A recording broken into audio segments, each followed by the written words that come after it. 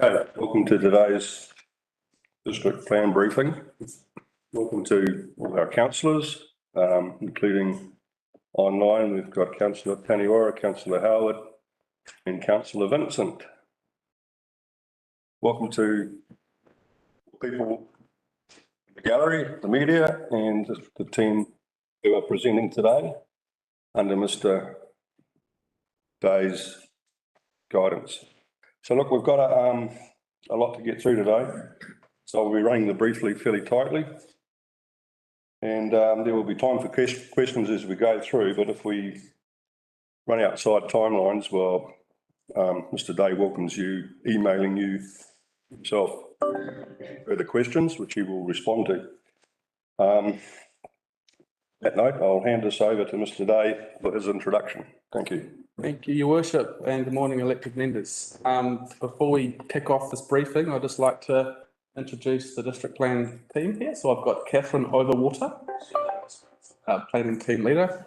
I've got Paul Vanders over in the corner here. He's one of our district planners. So I'd just like to start by providing a brief overview of what we're looking to achieve today. So the team will be providing an overview of the background work that's been done leading up to producing our draft district plan, including a quick overview of the spatial planning work that's been done. We'll then provide a brief overview of the topics within the draft district plan, acknowledging that we have 7 new elected members here. So it's just going to be a quick 10-15 slides on the topics of the plan, so you can get your head around those. Then we'll touch on the feedback received on the draft district plan. And then importantly, we'll talk through the suggested timetable for preparing our notified district plan. Okay. Any questions to date before we kick things off? Awesome. Let's get rolling. So Catherine, if you want to start on the first few slides. And so Catherine will start by giving a brief overview of what a district plan is and will achieve. She won't talk to this in too much depth and detail, as we all know, so it's a quick overview. Thank you, Catherine. That's stuck.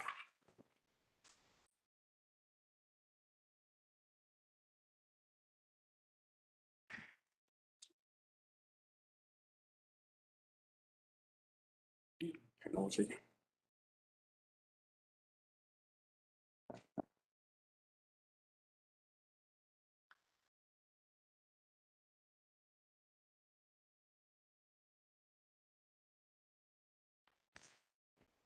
I'm going to jump to slide 4, Catherine.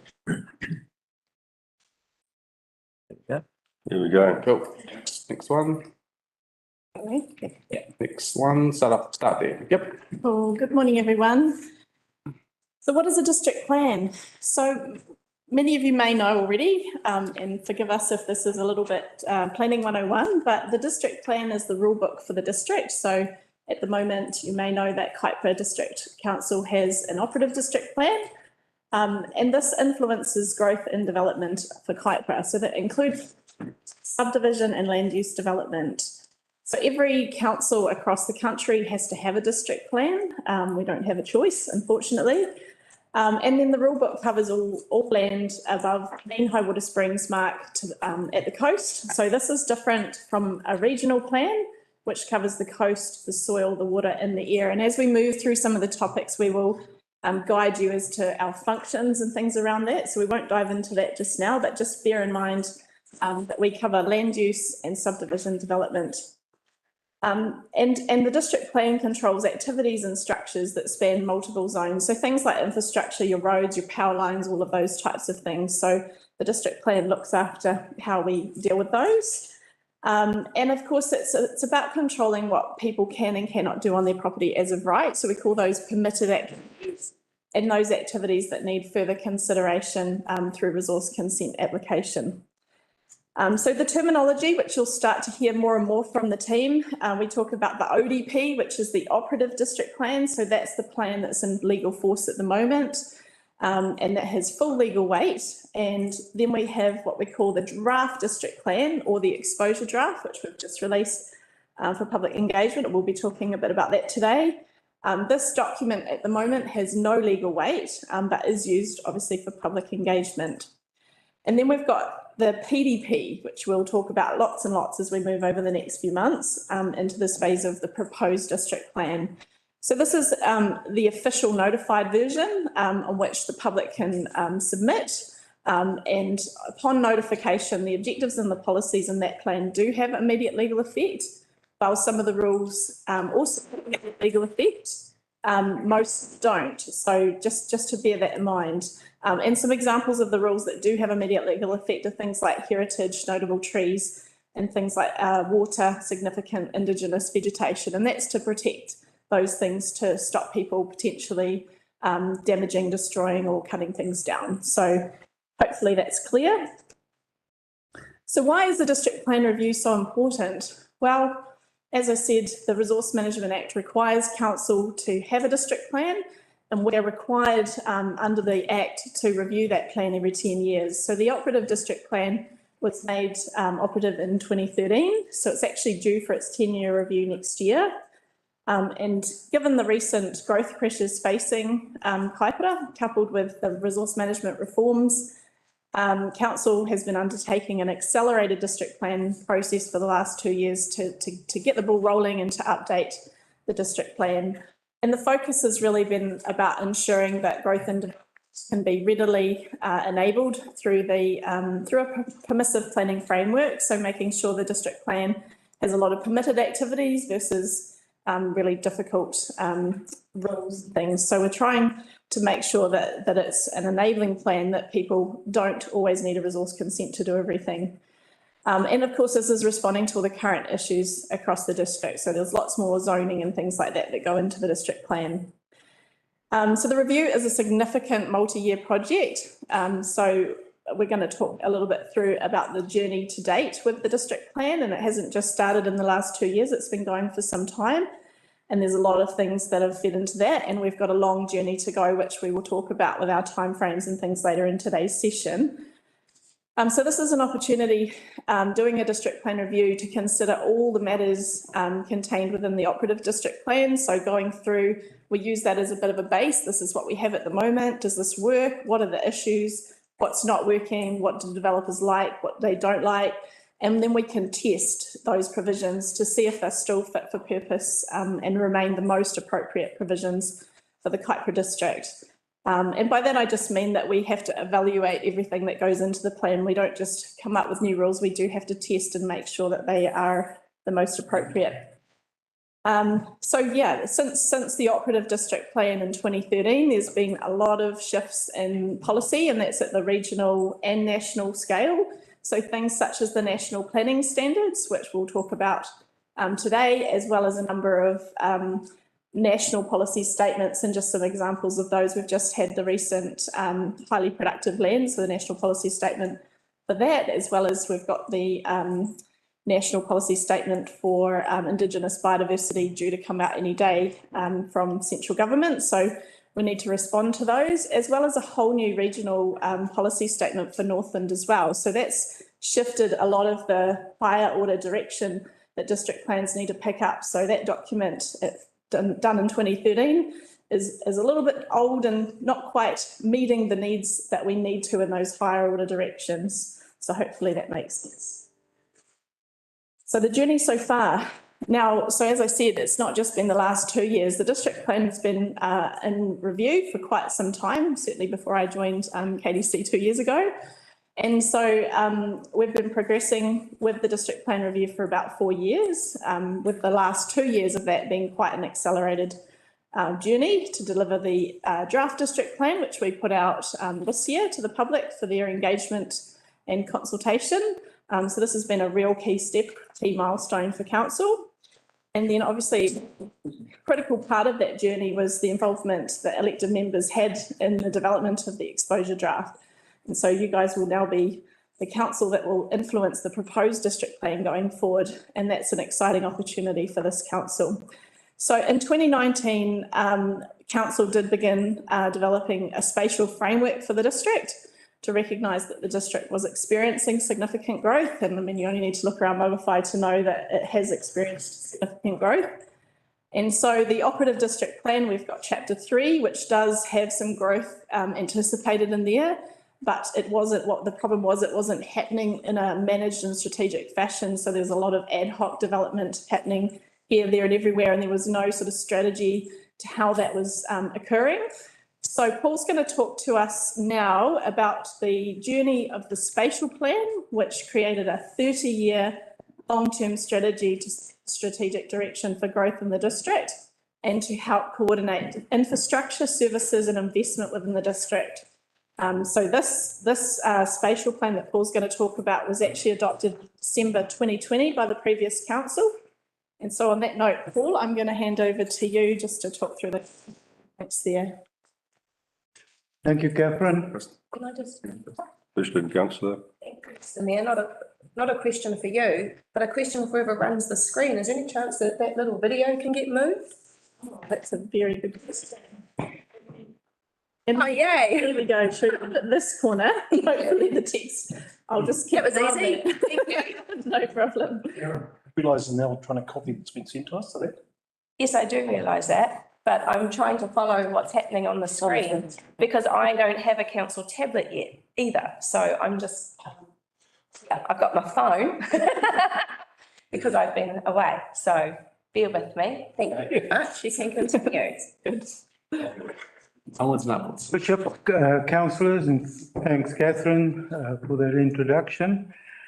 So the spatial plan was developed, and I will come back to the 3 particular documents that we deal with. That was developed. It is a non-statutory document. It's just a guideline, and it might be with the new legislation become statutory documents. We'll see how that is going to be. But Kaipara has developed it for the whole of the district, and therefore one of the first in the country that has done it for the whole of the district. Next slide, please. Now that I've touched it, doesn't want to go. Yeah, right. You want to No, just talk? yeah. Yep. Right, I've got a few points on the, just to introduce you to the spatial planning. These documents are all on the website available, and you can read those documents there. But Catherine has identified that there were so many legislation changes and so many aspects in planning that have changed, and that the 2013 operative district plan was out of date.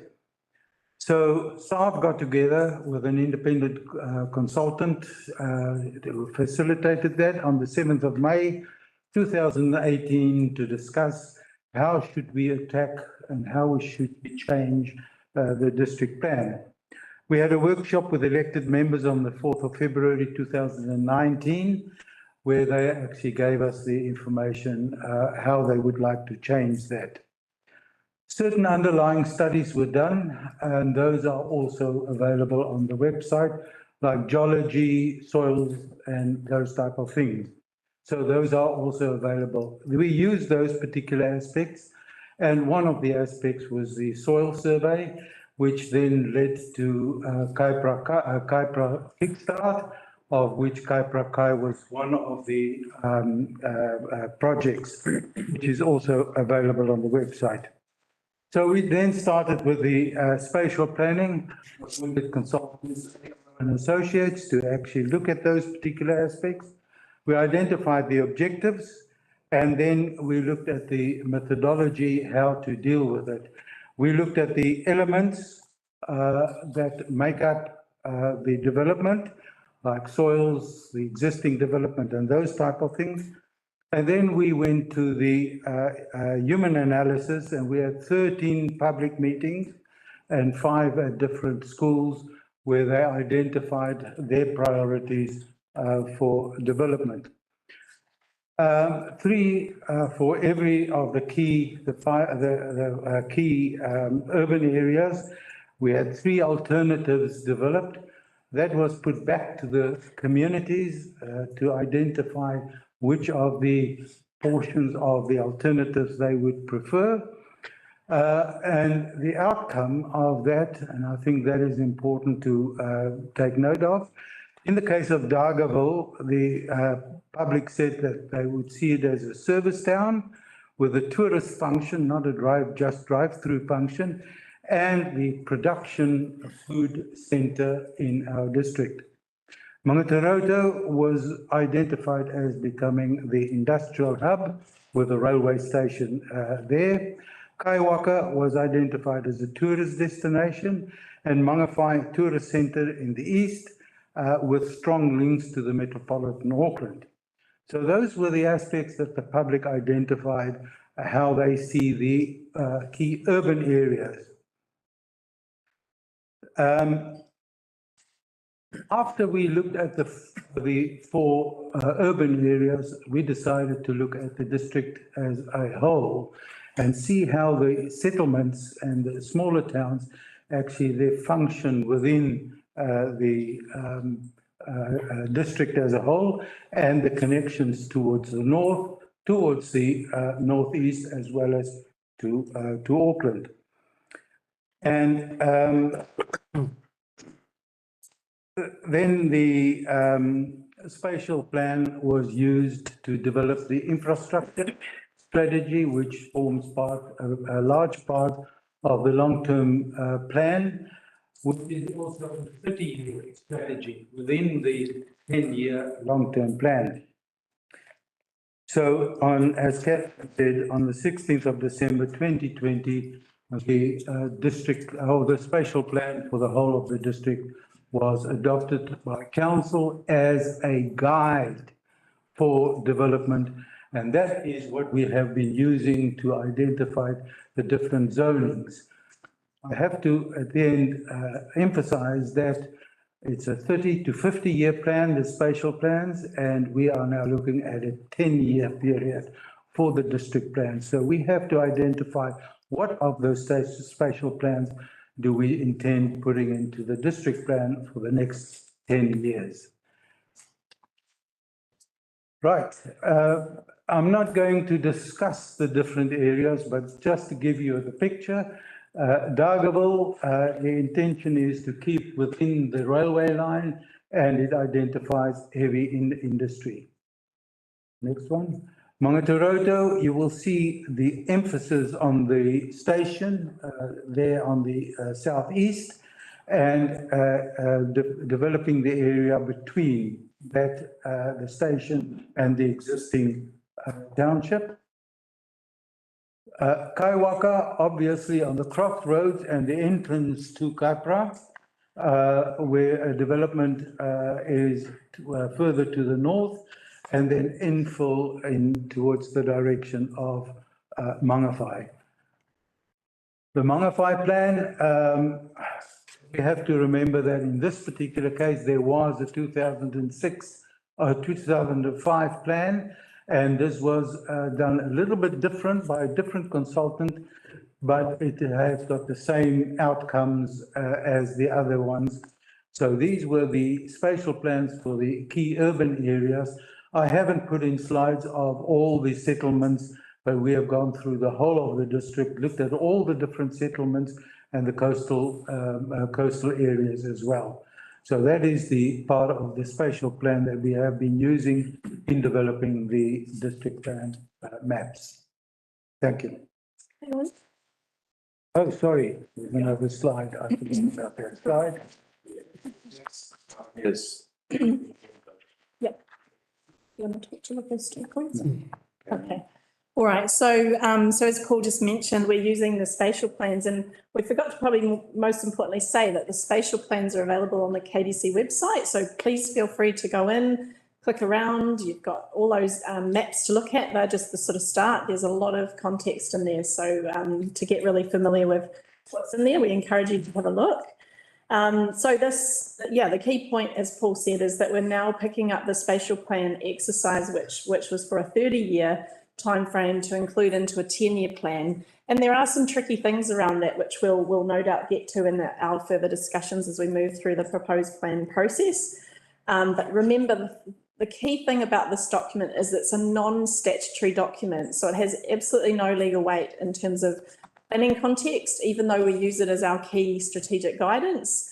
So it doesn't give effect. So those zones that are indicated in the spatial plans need to be uplifted and put into the district plan. So and that is married up with objectives, policies and rules as well to give effect and give life to what the spatial plan is talking about. So the proposed district plan going forward is the key document to really giving life to these spatial plans.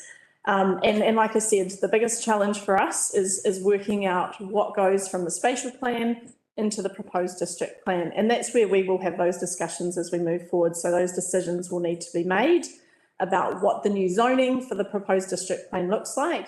And just some good examples of that, you've seen just in the maps that we've had there, that there's a lot of residential subdivision area proposed, or areas zoned, I should say, for more intensification. And council needs to decide what are the lot sizes that go with that. The spatial plan does give us some indication in some parts of the district, but we still need to marry that up with the best way forward to make sure we're making the right decisions. So that's going to be a big task, and it has also got to be well informed by evidence. So we do have economic experts who are working in the background to help support the decisions around what gets zoned now versus future zoning, and what we sort of leave for the strategic direction going forward. And now I need to move the thing back to that side so you can see there. So there's still a lot of work to do, and staff recognise that we're not there in any shape or form just yet, but we are trying to work through the zone maps, and certainly we'll be bringing information back to you. And I think the other key point there on the fifth bullet point is that infrastructure and the availability and capacity of infrastructure is probably one of the most important planning reasons to zone or to not zone. And so there'll be lots of discussions around that. We may not be able to zone everything everyone wants. So the spatial plans might have grand plans. We might not be able to give effect to that if there's no infrastructure available to do so in the next 10 years. So it's really important that we do support any zoning as we move forward into the proposed plan with infrastructure. So that's just probably the key take home from that slide. And can I ask a question there, please? Of course. Where do you source your economic experts, and are their reports available? So we have engaged them through our district plan project, and their reports will be made publicly available through the Section 32 evidence that we'll be preparing for the proposed district plan. So certainly that will be available publicly eventually. At the moment, they're in draft form. So Oh, available this time. Not at the moment. Thank you. Excuse me, Your Worship. Yes. Thank you. In the previous workshops, we had a couple of reports. Yes. Which were the formative report and the ME consulting report. Yes. Are they able to be made available to the new council, given that 7 out of 10 haven't had the benefit of reading that analysis? Yep. Are they still embargoed in public excluded though? Because now we've moved past the point of the draft. That's it. I think the economic report from formative was available through the public meeting. Okay. The ME one, I'd have to check. I think that was in the PECs. So yes. need to check that. Okay. And also the status, because obviously they moved from a draft, in which case we're doing things in the background. We need to just make sure they're ready and fit for purpose to be. But in saying that, they will be publicly available as part of our Section 32 package. So yes, so we probably just need to work through what we can make publicly available. Chair, I'm happy to provide them to our team here for contextual information and draft form. Yeah. Thank you. Further questions? Yes, through the mayor. So, Are those experts going to be those consultants again, or are we moving to a different? So the economic report that Councillor Larson refers to, the market economic one, was a one-off piece of work for the rural discussion, and there is the formative work is still ongoing, so they're still engaged by council to work on the district plan with us for the next 2 years. So Those are the same consultants, they're your experts that you're going to be referring to. yes, yeah. Okay, thank you. Okay. Any other questions before I move off that? Okay. Thanks, Paul. Thank you. Okay, so continuing on the journey. So some of you may know that council did release some discussion documents. So following on from the spatial plan work, we had the direction to accelerate the district plan process at the beginning of 2021. And so mid-2021, we released a series of discussion documents, which are linked there, so you can have a look on the council website. They still live there. And they were just very high-level discussion documents to see what the public thought about what was happening in the district and to sort of take the temperature, if you like, of Kaipara. And so we got a bunch of feedback on the discussion documents, which led to the next round of work, which was working through the draft district plan. But before I get to that, we did hold a number of online webinars. We were a bit constrained with the amount of public engagement we could do in 2021 because of obviously the restrictions. So we did a whole bunch of webinars online and we had information there, and we did actually receive quite a good volume of information, which was then filtered through into the draft district plan. So we've been using that to kind of guide our thinking around that. So since September 2021, the team have been working through with the previous council for direction on all the chapters. So similar to what you'll see later today, it was a schedule of every single chapter topic that we were putting into the draft exposure draft. And so we worked through that every single month and got direction as we moved through that. And we're looking to do a similar process with the new council to bring everybody on that journey as well. So in July of this year, council approved the release of the exposure draft and we went out in August, 8th of August for feedback. So there's a whole bunch of information still available on our website. So there's the exposure draft, along with all the fact sheets and information that we had on respective topics. So the fact sheets were a little bit more detailed than the discussion documents that we'd previously put out. And that those were used to sort of prompt more discussion around what council were proposing in the exposure draft. So, so definitely check that out if you're interested in knowing a bit more about what we did there. And I've just got a slide there. This is our district website, so everything you need is on there at the moment, and we will have some additions to that, which I'll talk about shortly with the feedback. Any questions on that? Councillor Larson. Thank you, Your Worship. Yeah, I'm just aware of the people that are online. Have they got some means of communicating that they want to ask a question by hand raising or anything through anybody? Good question. Is there Oh, we've got a raised hand. Vincent has a raised hand? Yeah, I just say, yes, I do, and I'm using the chat box too. Okay, cheers, bye. Did you want to ask a question, Councillor Vincent? No, I'm happy just to listen in for now, thank you.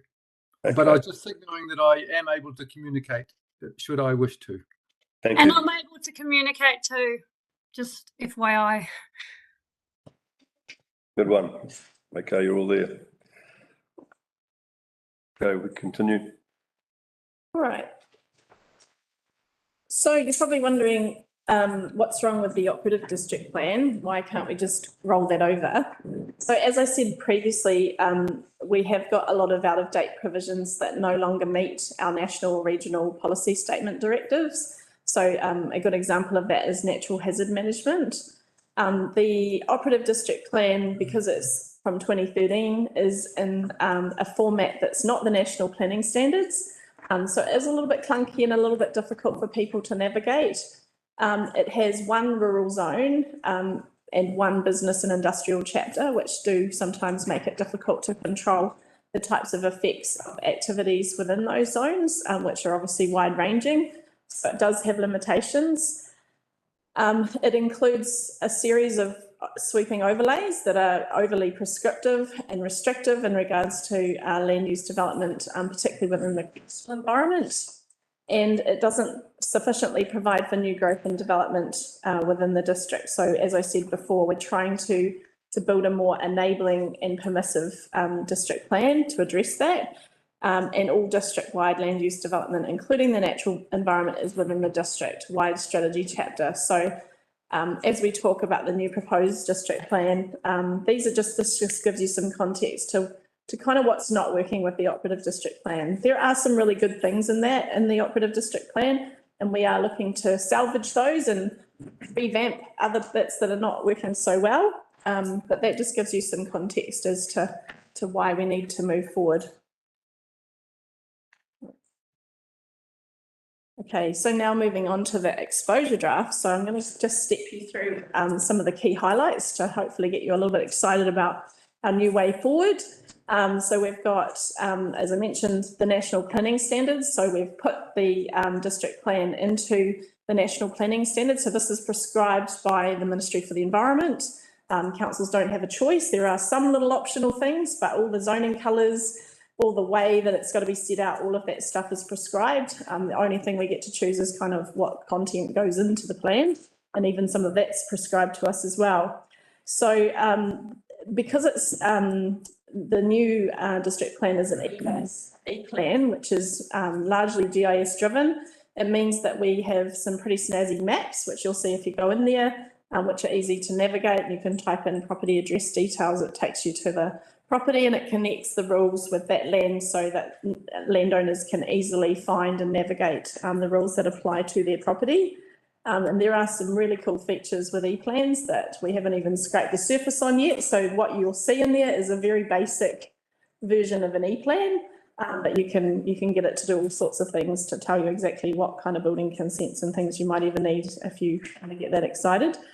But I think the key thing with the exposure draft as well is that we're providing for a greater level of housing and lifestyle opportunities, and we do this by putting in some more zoning. So we've got 4 rural zones now. So we've got a rural production, general rural, a rural lifestyle, and the settlement zones. And the settlement zones are quite new for Kaipara, but this acknowledges because Kaipara is such a rural district, it acknowledges those little sort of hubs where you get a mixture of commercial and residential development happening. And it means that those settlements and communities can actually grow and do something. So settlement zone is quite exciting, and you'll all be familiar with rural lifestyle, and there's a lot of that in Kaipara.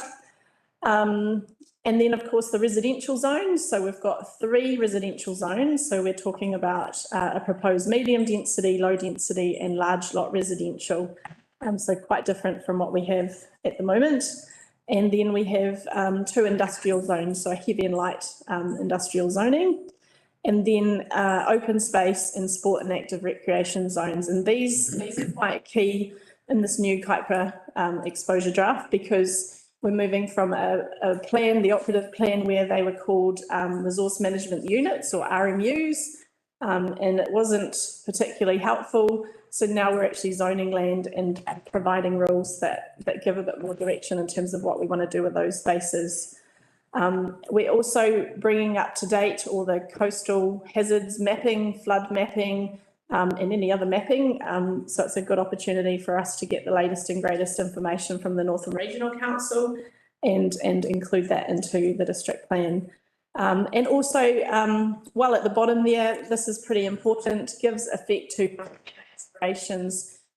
We have a new Tangata Whenua chapter, which provides some strategic direction for their goals and aspirations. It sets out who our iwi authorities are and what's happening around the district, where they are based, and we also include new provisions in the plan around papakainga. Can I interrupt you there for a question, please, from Councillor Lambeth? Through the mayor. These the zones, I believe they're a direction from central government to standardise all the zones. However, being such a rural and industrial, there's no crossover with industrial and rural zones. Is there an opportunity to write our own zone? So you basically have to select a zone from the list of national planning standards, but they do include some special purpose zones, but you have to be really clear about what they are. And generally they relate to things like hospitals, airports, corrections facilities and things like that.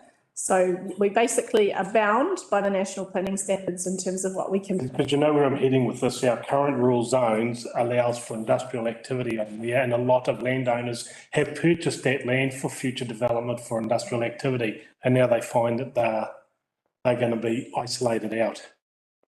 Is there any means or to still accommodate them in their financial outlay and buying that land for their future plan as per the current district plan? Any activity that's already established, Councillor Lambeth obviously has existing use rights, but that won't change. But they might want to submit on the zoning that's their preference, you know, so that's an option. In other words, it's at risk if they've purchased that for future industrial development. I see there's someone with their hand up. Who's that? Councillor Paniora. Councillor Paniora. So I've got two questions. So the first question is the two industrial zones that you've pointed out, the heavy and light industrial. So I take it, and I've already raised this with you, but I want to raise this again. The heavy industrial is earmarked for the racecourse land, is it not? In the exposure draft, it was flagged for heavy industry, yes. And so the second question, following on from that, is that what happens when the current private application, what happens if that's approved? Where is the land earmarked in the in and around Dargaville for heavy industrial? Yep, so the private plan change application has to run its own process, and obviously there'll be some timing issues around that with what we do in terms of the district. I understand that. What I'm asking is there any foresight and any plan around whether that is approved and what the council is doing to earmark other heavy industrial land? Because my understanding is that the only one in the draft exposure is the meatworks, and there's no other heavy industrial earmarked for the district. So, to the chair, Councillor Paniora, my team is working with Annan's team right now to actually look at all zoning, including industrial zones, and we'll report back to the proposed February district plan briefing around zoning. So we'll touch on this then. Okay, and my second question is around the mana whenua aspirations. So the council, the definition is an iwi authority, but when I look at the mana whenua chapter, I really don't get a sense of an understanding who is an iwi authority, who is mana whenua, who is iwi, who is hapu. For example, Te Roroa and Te Uriohau are scattered throughout those mana whenua provisions and chapter, yet Te Uriohau is not an iwi. It is an iwi authority, but it's a hapu. So I think that there needs to be some real clear direction on the wording, because it seems to me to be quite loosely defined at the moment, and I if I'm not understanding it, then I'm sure there's others out there that aren't understanding it either. That's just my comments. Thank you. Thank you. I think you can respond to that at a later date. Thank you. Yeah, so all I would say is that we have received a lot of feedback on all of the chapters, so we will be addressing that in the briefing sessions as we move forward. Thank you. Another question from Councillor Naya. Yeah, just clarification, because newbies, when you say industrial zone, heavy and light industrial, have you specifically categorized them, or it can be switched over in that? So for example, you have 400 hectares of heavy and light industrial zoning. Can there be a swap over? Can there be a light industrial taken out from there, or is it a process very easy or hard? So generally we will differentiate the heavy from the light, because generally the heavy are things like the meatworks is a good example, where it's a 24/7 operation, whereas light industry is often sort of slightly less fixed. Yeah. So generally we don't flip between, but what I would say is that if there was a light industry activity that did want to establish in a heavy site, they'd probably be able to do it because the threshold for effects is a lot higher. So it can happen that way, but generally you don't see it the other way with heavy industry activities operating in a light industry site. Additional output of that is, do you have plans for any heavy industrial in next 10 years? I don't see any heavy industry being established in Dagaway. So why don't we have some land for light industrial, which are there many, and they like to expand? So that's just my query on that. Yeah, thank you. And we will be discussing all the zoning in February, so maybe hold that thought for that discussion. Thank you. All right. All right, and just while we're talking about zoning, we just thought we'd give you a bit of context to the exposure draft in terms of what we're trying to do in terms of enabling. So just you can see on the screen there that we are proposing a lot more residential zoning through the suggested 4 zones, including the settlement zone. There is a lot more commercial zoning proposed, and then obviously industrial as well, to try and bring some more economic growth to Kaipara. So that just gives you a bit of context to the enabling part of what we're trying to do with the zoning. And like I said, if you want to have a look at the exposure draft, check out what's in there at the moment, and we will be working through that with you all. Can I ask for another question, please, from Councillor Lambert? Through the mayor. The areas of land which have been tagged for rezoning, have the owners been notified, or will that just be in the general consultation process? So for the draft, because it's a draft non-statutory, we did not do an official mail drop, because it's quite expensive for council to do that. But we did email as many people as we could to say this is what we're doing. When we move to the proposed plan, when we're definitely we have certainty that that's going to be zoned rural, industrial, whatever the case may be, we will be notifying landowners of the zone changes. So that will happen in due course. Yeah, because that is important, because there are private landowners who are now doing deals in the background for this proposed. So it does have an effect. Remember, it's non-statutory at the moment, so there's no legal weight whatsoever. So if they applied for a building consent tomorrow based on the exposure draft, it would still be zoned whatever it is in the operative district plan. I know, I appreciate that. Any other questions before I move off? Yes. Okay. All right, so I'm just going to give you a real brief overview of some of the chapter work, and apologies to previous councillors, you will have seen all of this before, but I think it just gives you a bit of context to the meat and the sandwich that we'll be getting into next year, and on that, just bear in mind that you've probably got lots of questions. We will be deep diving into every single one of these chapters in due course. So the first one, as I've said before, is the Tangata Whenua Mana Whenua chapter, and this is a really exciting opportunity for council to reflect the national planning standards and have a standalone chapter which provides an overview and gives the people of Kaipara an understanding of who is Tangata Whenua Mana Whenua. Granted, Councillor Paniora's comments there, and hopefully we will, provide clarity in due course to make sure that that is clear. But we have deliberately drafted it to include other iwi authorities who we will be consulting with as part of the draft district plan and the proposed district plan. And the plan directs plan users to the respective iwi, hapu and environmental management plans. So we call them IMPs. And that gives a lot more direction to the district plan. So hoping that people will know, yep, I need to go and look at that. And this also aligns with the strategic direction chapter, which includes some overarching objectives for the plan.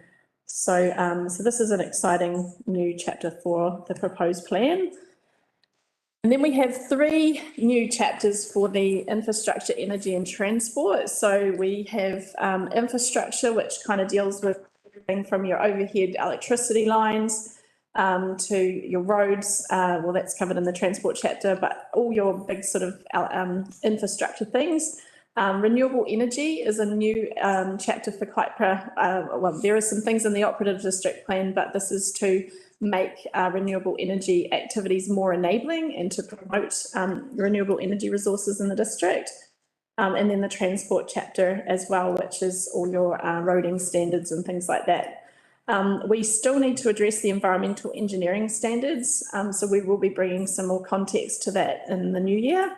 And the environmental engineering standards are important because that's where the rubber hits the road with development. So those are what developers need to build a driveway, to build a road, to make sure they've got all their stormwater and things like that under control. So that's a really important document. Can I ask a question there, please? Yes. You're talking about making it more easy for renewable energy. How do we stand in terms of making it just as easy for any energy source which we may need in the district? Sorry, I didn't hear that. How enabling is it for all other providers to actually provide energy in our district outside renewables? And have you got some examples of what you're thinking there? Well, if we wanted to put a gas-fired power plant in the district, for example, is that has equal significance? So the infrastructure chapter would definitely be the place you'd go to see if it's enabled or not. There will be some controls. If it was, for example, like a nuclear power plant, then it would probably need to go through a few hoops, I would imagine. But certainly this is the place. And those examples are really good because remember, we're moving from an effects-based plan that doesn't have any activities listed to a new plan that we have the ability to put activities in there. I just think that I don't think it's a council's role to pick winners in some of this stuff. That's all I would say. Yeah, okay. Can I have a question from Councillor Lamb? I'm going to try and limit my questions because I've got 1,001 I want to ask, but you did mention crossings. Yes. And engineering standards. The engineering standard for a rural crossing now allows for a large truck and trailer unit to turn in there to pick up 100 head of cattle. Will this be narrowed down somewhat for, say, rural lifestyle zones where a truck would never ever turn in there, are we looking at a special crossing for a rural commercial activity or a rural lifestyle activity? I can't, to be honest, I can't give you that detail because the environmental engineering standards are still being reviewed at the moment, and in time we will have more detail. Is that going to be looked at through this district plan process? So the environmental engineering standards are a document that we'll need to bring some discussion to you about whether we incorporate it or we reference it, and there's some big decisions to be made about that because of the implications in terms of whether council can force people to do things or not. But the document itself is under review, and you might know that Whangarei have just recently adopted a new set of environmental engineering standards that other councils in Northland are looking to utilise if it's fit for Kaipara. And so that's just going through a process at the moment of review. And that, and then the infrastructure planning team is leading that work. And the intention is to have a briefing on that in February. That'd be most interesting, having worked pouring hundreds of crossings in the district. I acknowledge that sometimes huge expense is put into crossings which are needlessly big, because I think it needs to be site specific based on what's happening on the property. Not picking up 100 cows from an acre block. You know? Carry on. Thank you. Yeah, so I can't answer that question at the moment, but bear it in mind for February, because maybe by February we might have some direction from Anna's team in terms of what's happening there. All right. Thank you. Okay, and so the other thing, the infrastructure, energy and transport chapter deals with is regionally significant infrastructure. So this is all our transpowers, our vectors, you know, the gas pipes and things like that. So there's some pretty key things in there for those infrastructure providers. The chapter picks up on latest legislation around and national planning tools, such as the National Policy Statement on Electricity Transmission. And there's a bunch of national environmental standards that relate to infrastructure as well. So they're all new central government guidance that district plans need to talk to. And if we don't, up in trouble with the providers that have to implement those. But generally, as I said, we're trying to promote more enabling provisions for renewable energy generation. And we're of course keen to work with infrastructure providers, and we've heard from quite a few through the draft district plan. So next up is hazards and risks. So this one's, while it's a fairly small topic in terms of the district plan, it is quite important because many of you will know that you know, contaminated land is not a good thing for development, and certainly hazardous substances are quite important when things go wrong. So generally with the hazards and risks chapter, the contaminated land stuff is generally dealt with through a national environmental standard. And so council don't necessarily have to have rules in their district plan because the rules are actually included in the standards. So what we do is we have a couple of objectives and policies to turn people's mind to contaminated land and make sure that they're doing the right thing as far as remediation work, etc., when a site has been earmarked as contaminated. And Can I ask a question there? Sorry to interrupt. I would have thought that was under the auspices of the regional council that discharges to land rather than council. Are we simply doing?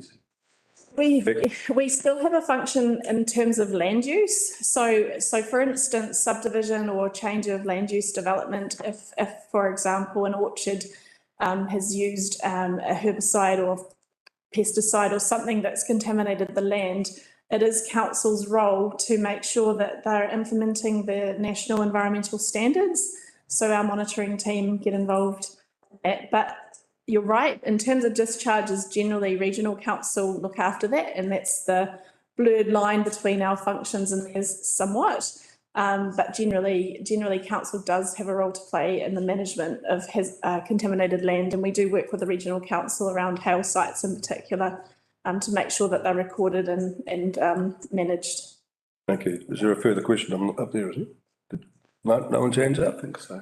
Sorry about that. No, that's a very good question. And sorry, Councillor Vincent. Councillor Vincent, you're on board. Thank you, Mr. Mayor. Look, I just, our planner just used a term which perhaps could do with explanation, a hail site.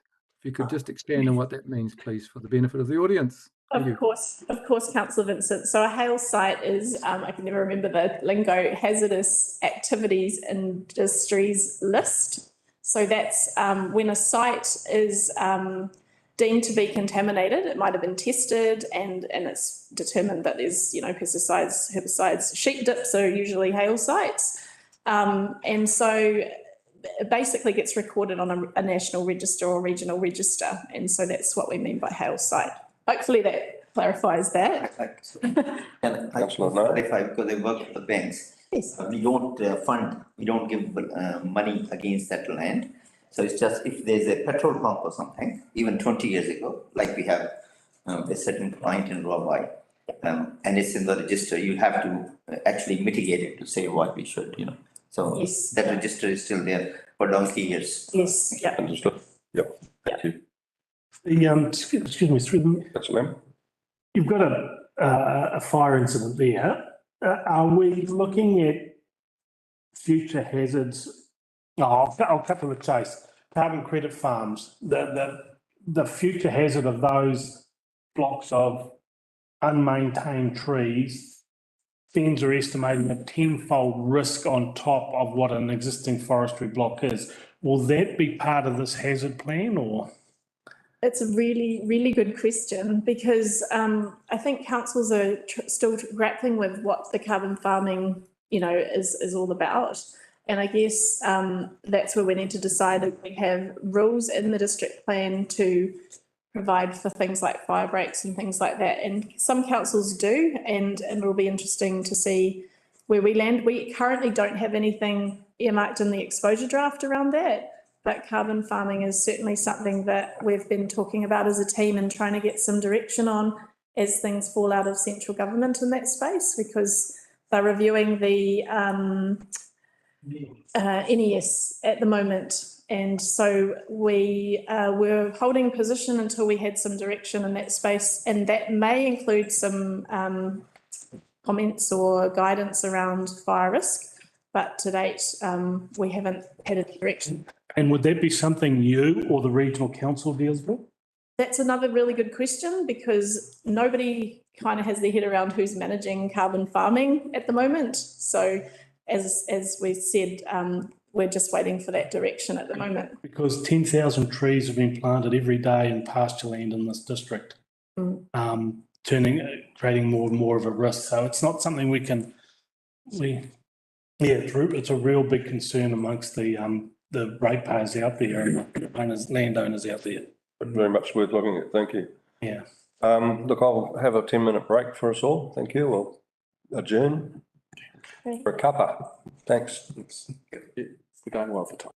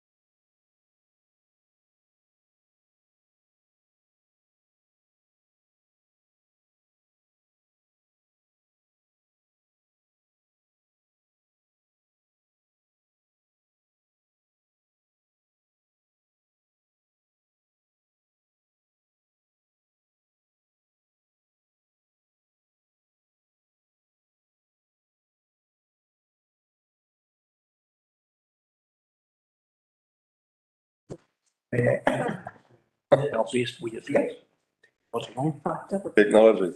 Tell us when to go. Yeah, Good to go, Kath? Okay, we're back online. Welcome back, and we will continue where we left off, and Mr. Day will convene it. Thank you, Worship. Next slide, Catherine. Let's talk about the natural hazards in the draft plan. okay. So the natural hazards chapter in the draft district plan is obviously been updated to to reflect the new mapping work that's been carried out by the Northern Regional Council. So in there is that there is mapping work that's happening at the moment for the Raupo flood model, which is ongoing, and so we're hoping to capture that hydraulic modelling in the proposed plans, talking with the Raupo Drainage Committee in that space to make sure that happens. But certainly the natural hazards chapter is an update from the operative district plan and does have some limitations in terms of where we want structures and buildings and things to go. So the mapping really dictates where people might be constrained in terms of development or not.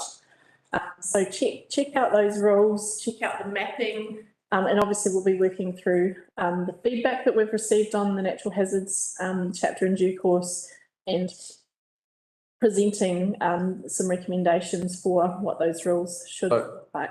Through the chair, we were quite clear with the natural hazard provisions in the draft plan.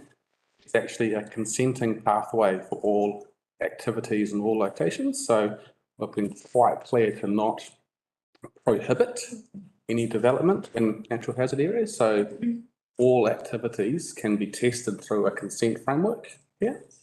So it's just some contextual information. So some councils, for example, in natural hazard areas, they look to prohibit development, which means that people cannot apply for any consents in these areas. It's a very hard and fast tool.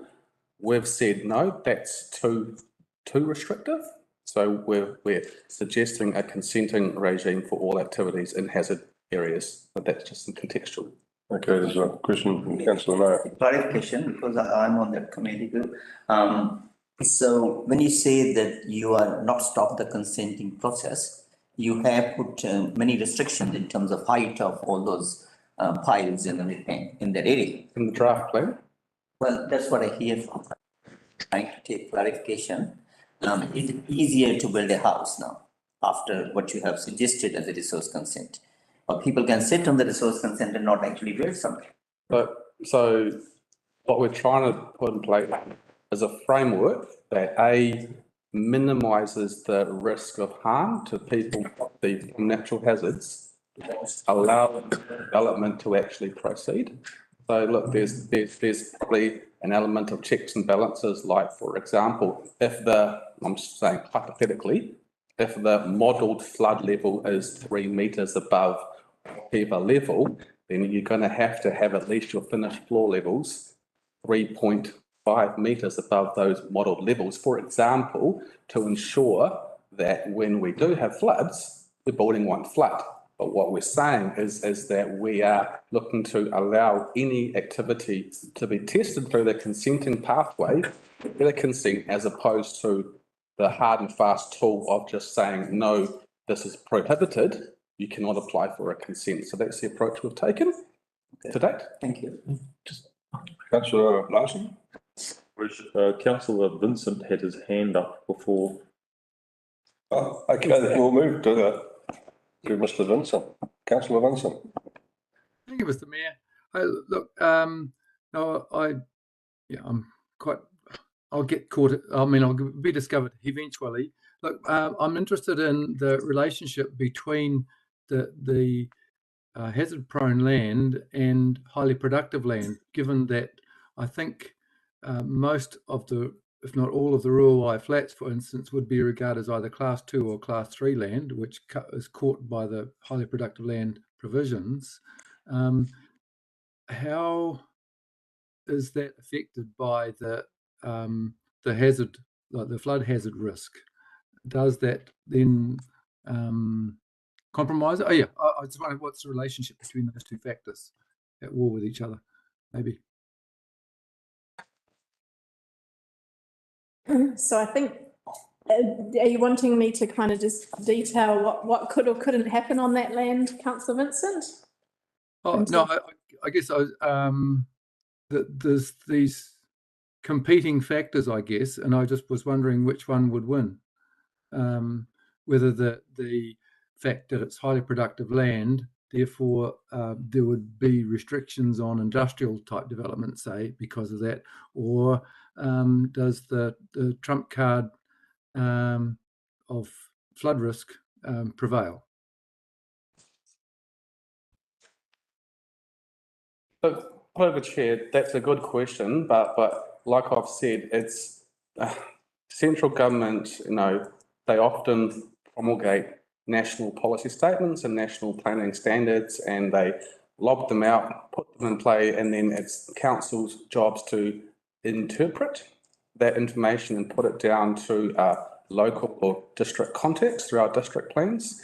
And as I touched on with the hazard work, what we're trying to say is that no activities will be prohibited as per the draft. And with the elected members, when we turn our minds to hazards next year, your team may be of a different view, and you may give direction to staff that you do want to prohibit certain activities in certain locations, or you might be comfortable with our approach today of not prohibiting. So that's your call. The National Policy Statement, Highly Productive Land Council, it's just another layer that we have to take into account. Okay, actually, I'm just reflecting back on what you said earlier about floor levels 3.5 meters above. That would be mean sea level, was it? That's just a hypothetical example of. Yeah. Don't dive into the detail there. It's just an example I was giving.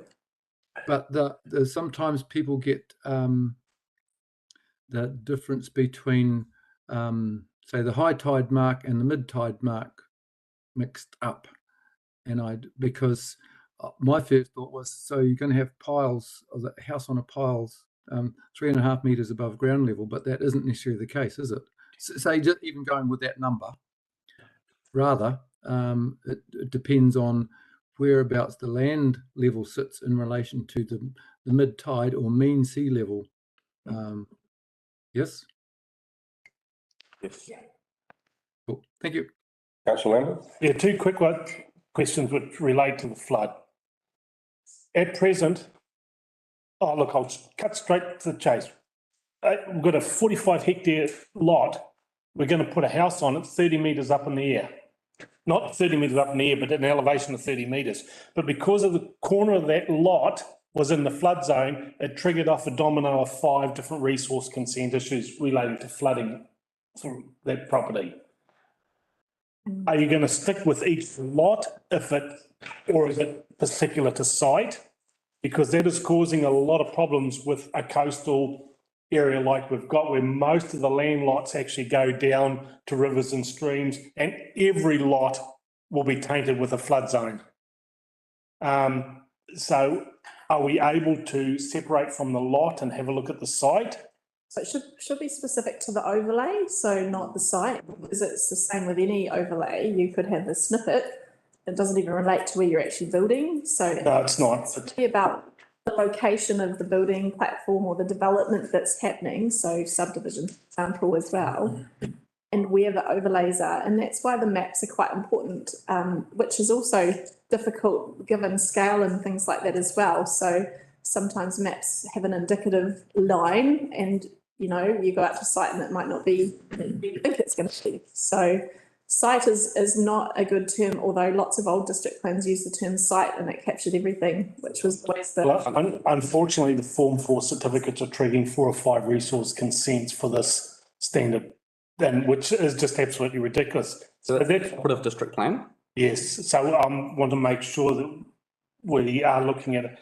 And any excavation in a flood zone, it triggers a resource consent. For rural activities, will this include a farmer cleaning out his drains with a drag line now? will he have to apply for a resource consent for that? Because I can't see where normal rural activities are condoned in the zones. It's only putting in fence posts. That could even mean ploughing of the ground, turning it over for coomeras, will all require a resource consent, as the Canterbury area is doing now. And that really puts a massive panic up a lot of our residents and farmers. So, through a chair, with the draft plan and leading into the proposed plan, our intention is to enable and permit rural activities in rural zones. So that's what we're looking to do. So if you've got some specifics you want to work with the team on, happy to do that work. You okay? Because that is a big fear amongst our residents, especially our rural residents. Good question. Thank you. Thanks. Share again.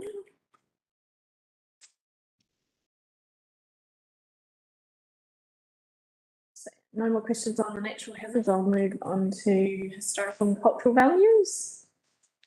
So I mentioned before that when we put the proposed district plan out, there are some rules in the plan that have immediate legal effect. And so while it's draft at the moment, there's no immediate legal effect, but these topics here, the historical heritage sites and areas of significance to Māori and notable trees, do have immediate legal effect.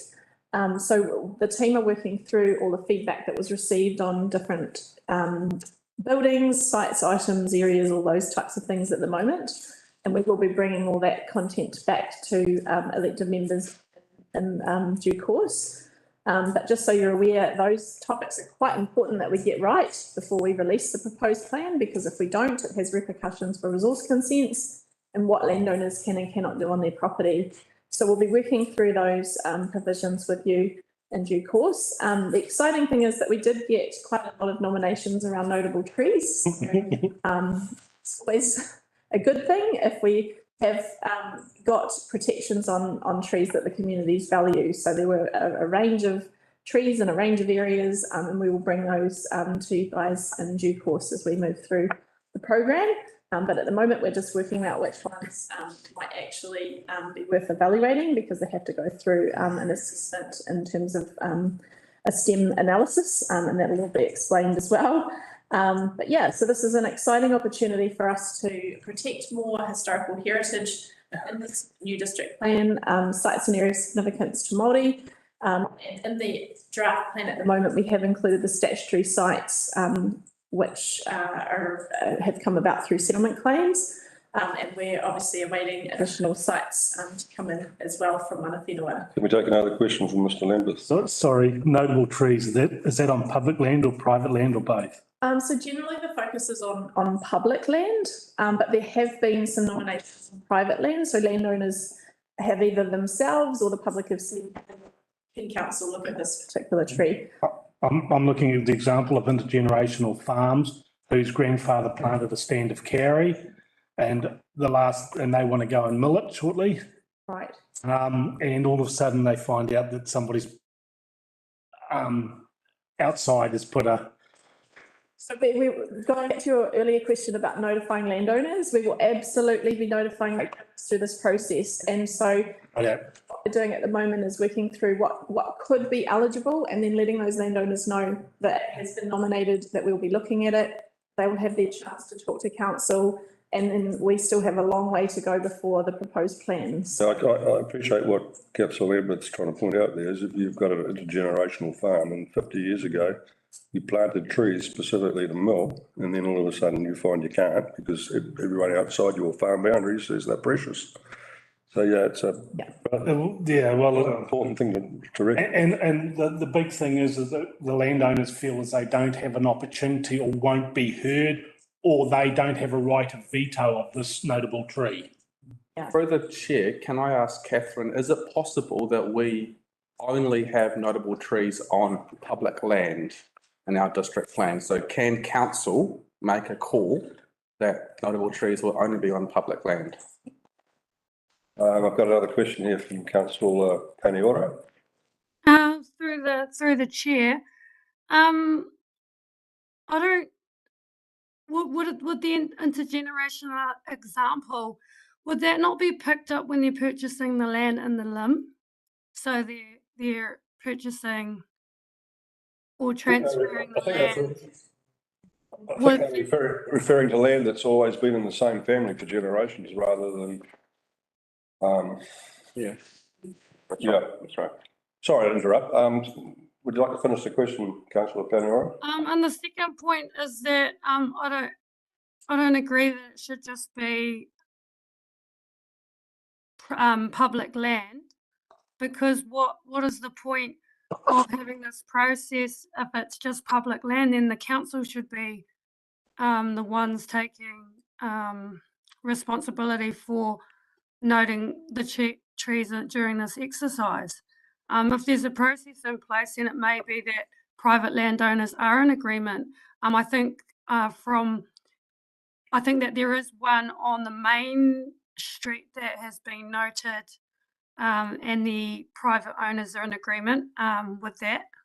But that may be an assumption, but that's an example. Like to comment? Councillor Aaron Wilson? Collins, thank you. I'll get it right. Thank you, Mr. Mark.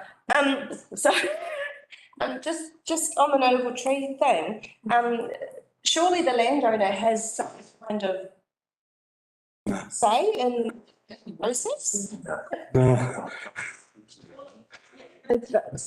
We notified. He's a banana and a leg every couple of months. They're looking at protecting their tree. Yes, And it is eligible because there has to be an assessment done. yes. Then obviously, there will be discussions with the assessor, so our arborist and council at that point. And if they are in support of it, then perhaps it should, see its way through the journey and they might support it. If they're opposed to it, I guess we need to make a call about putting an imposition on them because they're the ones that look after it. But the thing with notable trees is the reason that they've been nominated is that the public view them as something significant or special. And I guess a good example is at Pahi, the Moreton Bay fig, which has a heritage order over it. And that's to protect it. So no one can just come and chop it down or chop limbs off it. So it's about protecting what the public view as being special. But of course, and it's the same with historical heritage buildings as well. If landowners don't want them, they can often, take council to the Environment Court because they don't see the benefit of being listed in the district plan. And that's their right to do so. If council say, well, actually, we don't agree with you, we think it needs protecting, and go through that process. But I think my view would be to try and work with the landowner, find out if they do support it, rather than create a fight, that's going to cost council in the long run to protect a tree. So I guess it just depends. And we're just finding our way at the moment. We've just got these nominations in. We just need to see if they're eligible. And then work through that process and work out what's left. Councillor Lambert?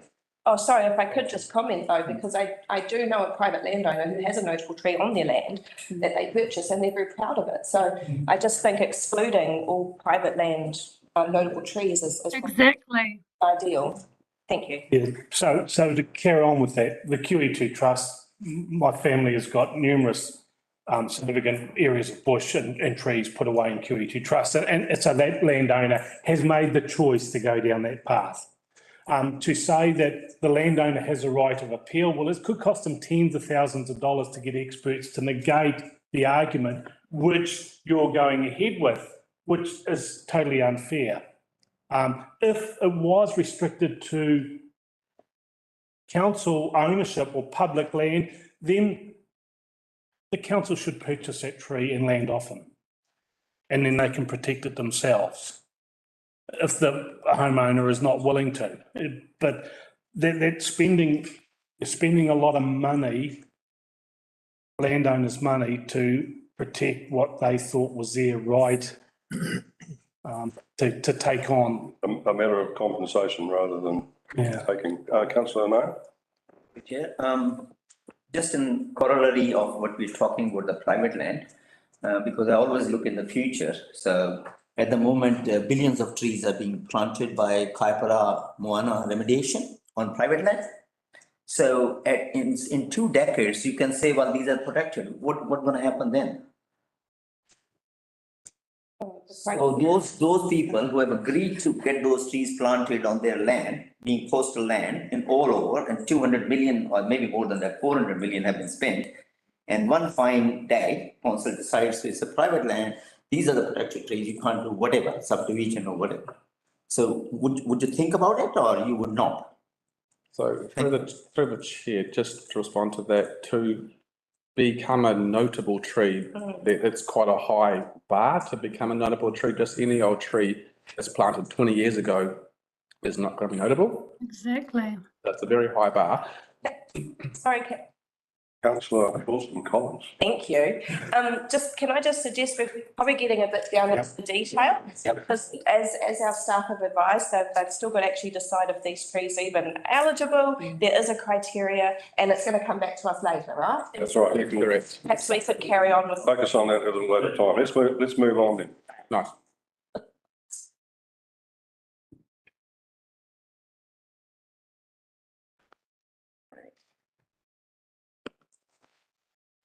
Okay, so subdivision, now there's a little bit of detail in here, but we won't try and get bogged down in that. I think what I simply wanted to mention here is that there's a lot of work to do in this space. We did get a lot of feedback on subdivision, so particularly the urban subdivision. This is obviously key for a lot of developers and people wanting to subdivide their own properties. So just so you're aware, in the draft district plan, we proposed obviously the 3 residential zones with the 400 to 750 square metre density being the lowest density, and not saying that that's where we're going to move to in the future, but the next step was low density residential, which was the 750 to 1,000, and this matches up with some of the properties that we've zoned low density because of their topography constraints, so they don't necessarily or won't necessarily be able to achieve medium density. And then we've got large lot residential, which provides an opportunity to be either serviced or unserviced. So we proposed 3,000, which is also the same density as our settlement zone as well there, if you have your own on-site reticulation and wastewater. But with 1,000 square metres, that means that in the future, if those areas of large lot residential were to be transitioned into a more intense space, then they could be subdivided in half or down, depending on what the densities are at the time. So 1,000 square metres gives you a little bit of wiggle room. And then obviously moving into our rural zonings there, we we proposed a 1 hectare minimum and a 2 hectare average for the rural lifestyle zone. And then we've got the rural production zone, which is our based on our Kaiparakai mapping. This looked at a 20 hectare controlled and a 10 hectare discretionary pathway. We also provided for environmental benefit lots, which is the protection of stands of trees and native vegetation, etc. So you could achieve up to 3 lots with a 1 hectare new title being created and a 20 hectare balance there. So you needed to have a 2 hectare feature minimum, but we also were providing a half a hectare requirement if it was a wetland, because they're a little bit more special, and so you don't tend to get bigger wetland spaces. Then we also included a reserve incentive lot, and what that is it's an opportunity to for council to work with landowners that may not necessarily be able to subdivide, but there might be an area of Esplanade Reserve or a portion of land that can be used for reserve purposes. So it's kind of like an exchange where they get subdivision and council gets an Esplanade Reserve along, say, a water frontage or a stream or waterway. So that there was just an alternative incentivised provision there to gain Esplanade areas. And so we've almost duplicated the same rules for the general rural zone, with the exception of the 20 hectare controlled for 1 lot or restricted to discretionary for more than 2 lots. And it doesn't have that 10 hectare discretionary pathway like the rural production zone does. And then we've got the same environmental benefit lot rule and the reserve incentive lot there as well. And as I said before, the settlement zone is dependent on servicing. So largely, most people in the settlement zone will be looking at probably a 3,000 square metre minimum size there. So that just hopefully sets the scene in terms of what we've proposed. And as I said, we've got lots and lots of feedback on the subdivision provisions, and we will be bringing this in the minute detail to Very first workshop back in February. yeah, We're straight into it. get to grips with it. I have a question regarding that. Like I drove just about every road during the election trying to get votes. And so my question is, if say you're a farmer with 200 hectares on the end of a road like Bickerstaff Road, and it runs down, it's got nice views, but it's pugged, it's got no environmental benefits to offer in terms of wetland, bush, streams, but it's got nice views, it's got a road past it with power. How many, and they can't make any money out of it, which is the case for a lot of them. How many lots can those people realistically seek to provide housing, for example, to lifestylers? So I'm assuming that it would probably be a general rural zone if it was not productive land.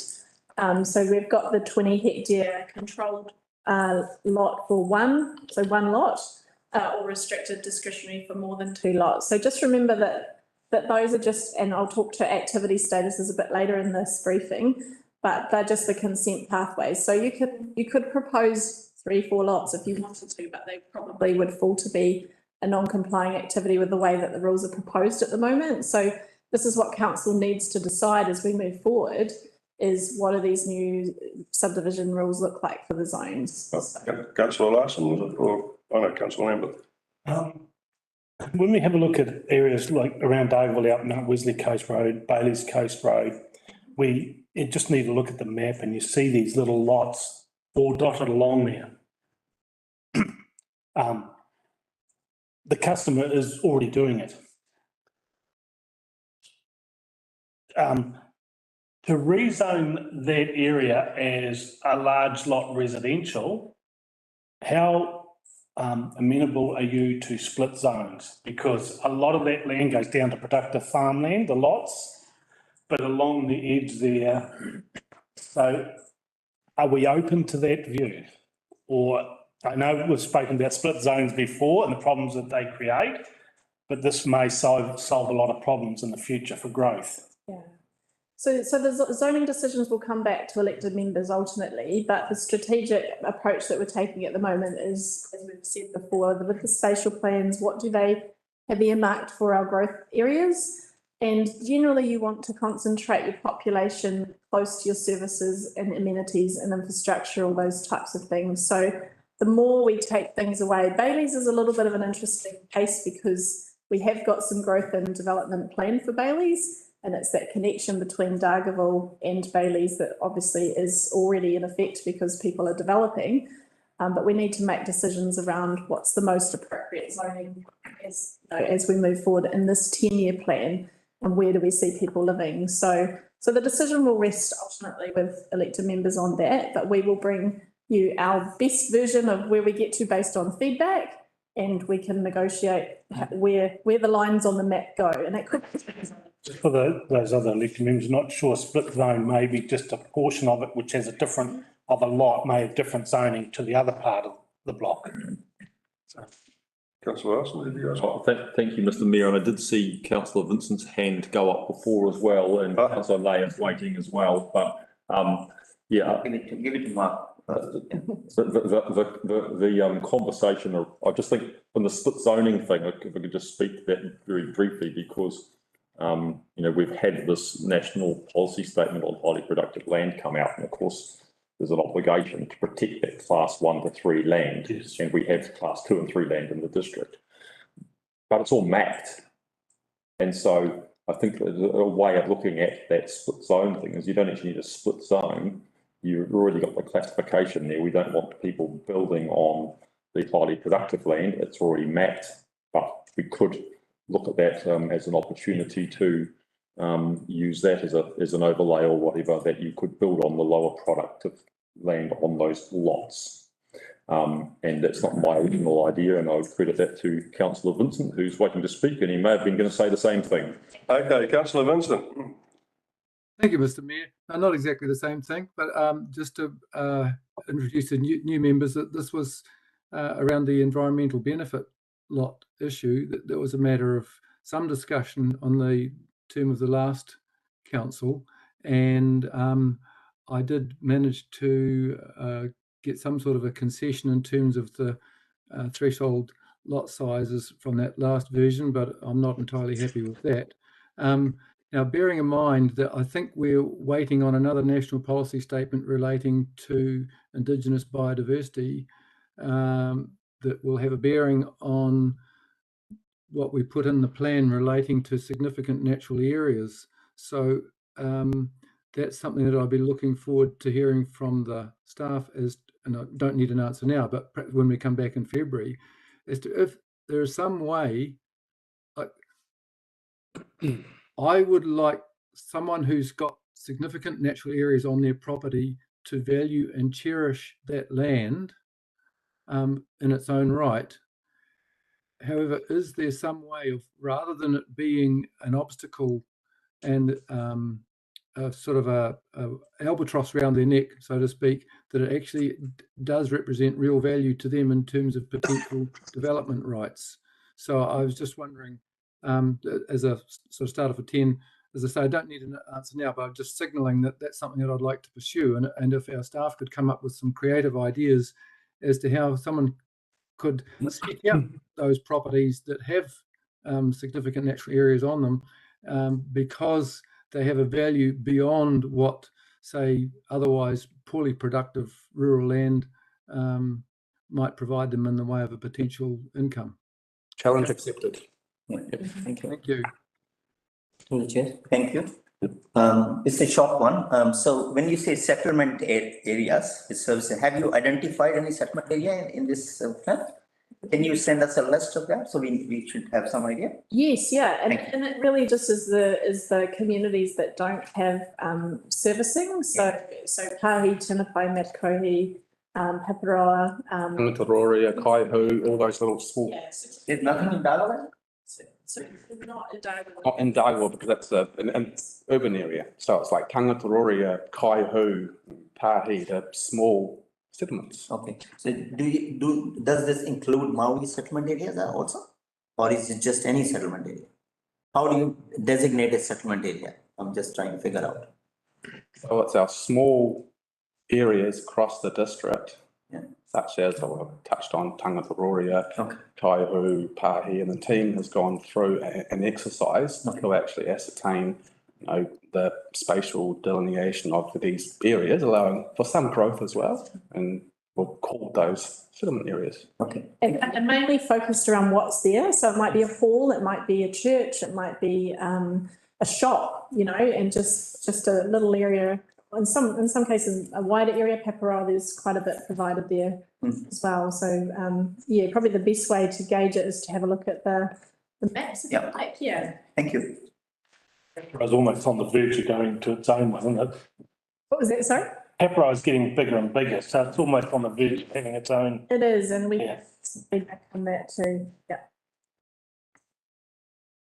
Right, any other questions on subdivision before I move on? Okay, so natural environment values. So this one's quite a big shift from the operative district plan to the draft district plan. The Northern Regional Council updated the coastal environment maps a time ago, and so we are actually reducing the coastal environment mapping from the operative district plan to the new draft and obviously the proposed plan. So this is quite a key change for our district, and obviously there's a lot of landowners at the moment affected by that coastal environment overlay. So big change for them in some cases.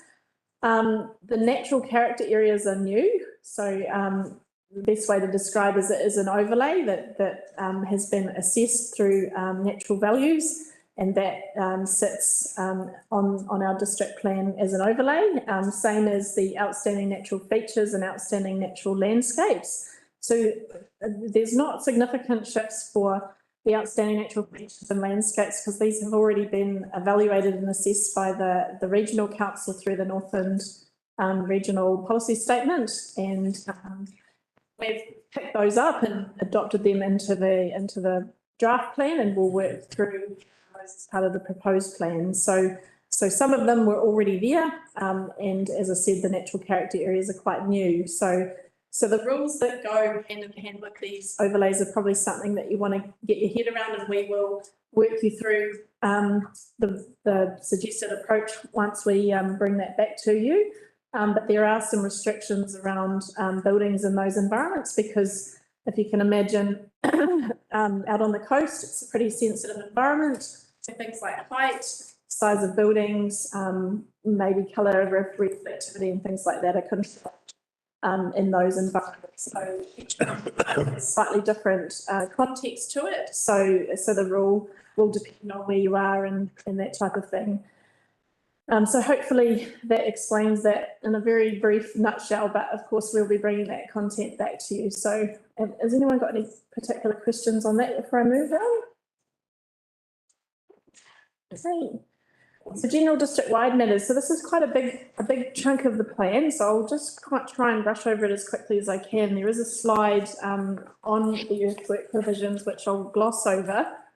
But generally the earthworks chapter in the district plan, we've tried really hard to make sure that we're not duplicating the regional council's rules, because they have earthwork controls as well. And a lot of people get confused between where they need to go for consent and what they apply to the district council versus the regional council. So we've tried to align some of the thresholds there. The earthworks chapter also includes provisions for quarrying and mining activities. So those are obviously for new applications. Most of our quarrying and mining activities in the district are consented. So they won't be affected by the new rules, because they'll have existing use rights as far as but any new activities will need to look at the rules.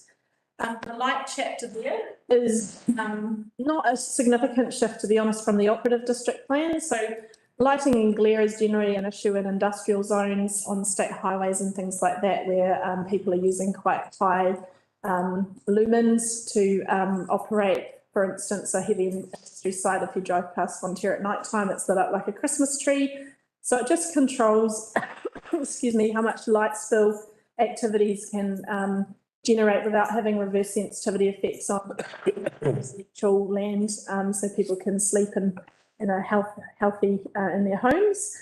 The noise chapter again is about amenities. So this is also not a significant shift from the operative district plan, but there are some additional provisions in the noise chapter. And one of the things we've tried to pick up on, which other plans around the country have also dealt with, is things like helicopter landing pads. They can be quite an issue for residents that live next door to one. So we've picked up on those, and things like wind turbines, which can get quite noisy if you live right next door to one. So there are some new provisions in there, but largely the actual noise thresholds and the technical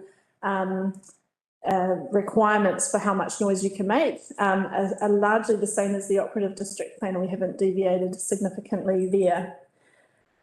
Signs are generally not a big issue for Kaipara, but and we also have, council has its own sign bylaws, and you'll know, having just been through the election process, that you've got to put signs out on the road and things like that. So council do control signage on public land by the bylaw, and generally on private land that's governed by the district plan. So it's just about how big or small businesses can have their signs. So it'll depend on which one, how many signs you can have, how big they can be, and whether they've got flashing lights and that kind of thing. So there are some controls in the district plan around signage. The temporary activities rule is a new rule in the draft district plan. So because we're moving from an effects-based plan to a hybrid activities and effects-based plan, temporary activities are often something that councils do control, because it's things like your markets, events like concerts, all sorts of things that happen on a temporary basis. And we do have some exclusions as well for a number of temporary activities. For instance, if there's an emergency situation and we've got to get some infrastructure in and that type of thing. So check that chapter out if you're interested, but that's a new chapter, so exciting that we can hopefully be permissive in that space. And then genetically modified organisms is also a very new chapter for Kaipara, but not new for Northland. So some of you may know already that the genetically modified organisms topic has been well thrashed out in court with the Northland Regional Council case. The Far North District Council and Whangarei District Councils both have provisions in their district plan, as does Auckland. So Kaipara was the last council to put something into their district plans. And I'll talk to this soon. The feedback has been quite resounding on that front. People are really supportive that Kaipara District Council are doing something to protect the reverse sensitivity issues around the release of genetically modified organisms. So the provisions are not new, they're just new for Kaipara.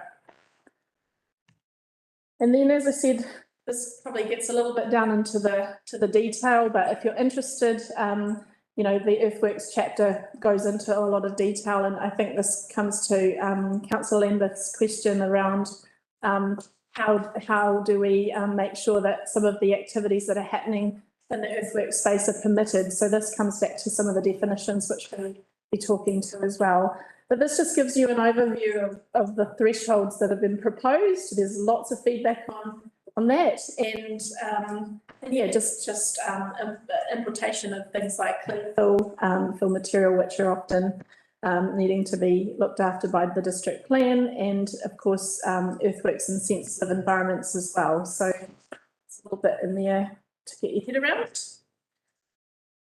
And I'm just going to really gloss over this because I think I've given you quite a bit of context around the zoning.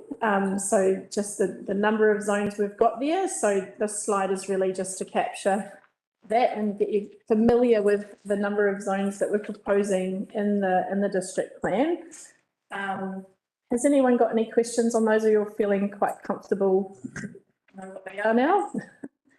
Probably the only one we haven't really spoken much about is the natural open space zone, which is all of our council reserves and areas of bush. So generally they're like recreational spaces where there's a limited amount of sort of development you want happening there. And then of course the open space and sport active recreation zones are usually council's reserves. So there's a little bit of those scattered around the district.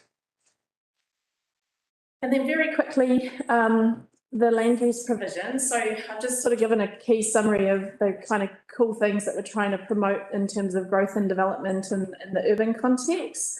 So one of the things that we are excited about is that in residential zones, we'll be able to accommodate more minor residential units as permitted activities. So building an additional cottage or granny flat up to 80 square metres. We're also promoting home businesses, visitor accommodation as permitted activities. So those are real draw cards for the urban zones. We're also promoting multi-unit development, so where there's 3 or more dwellings per site as restricted discretionary activities in the medium density zone. We're also trying to promote retirement villages, which is something we haven't had in the plan before, as restricted discretionary activities in both the medium and low density zones. At the moment, there's no urban design guidelines in the plan, but we are looking at those. And of course, in the commercial business zones, we're trying to get some mixed use happening across Kaipara, so we're trying to be as permissive as we can in those zones as well.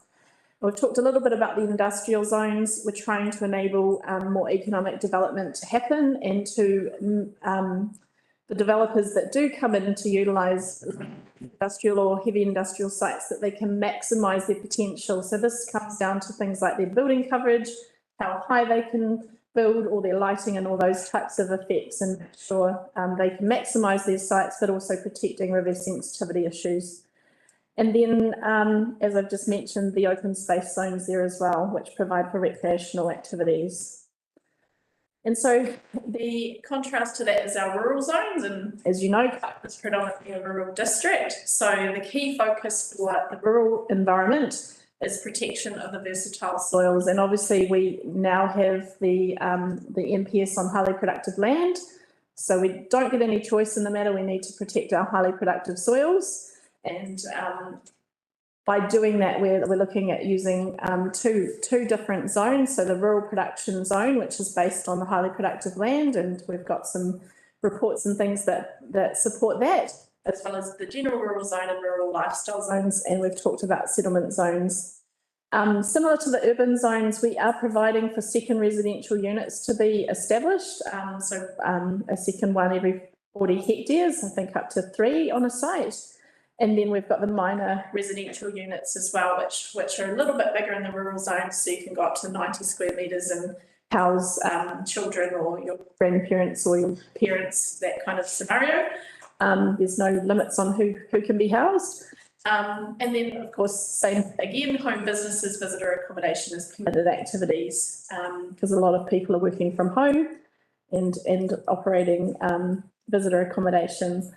So the focus really is on the rural production activities and the rural industries. And as I just talked about with the natural environments as well, there's a lot of interconnectedness with the rural chapter and those coastal environments, the outstanding natural features, landscapes, as well as the hazard mapping. And so it's important to recognise that all of those things have got to fit together here and predominantly affect the rural zones.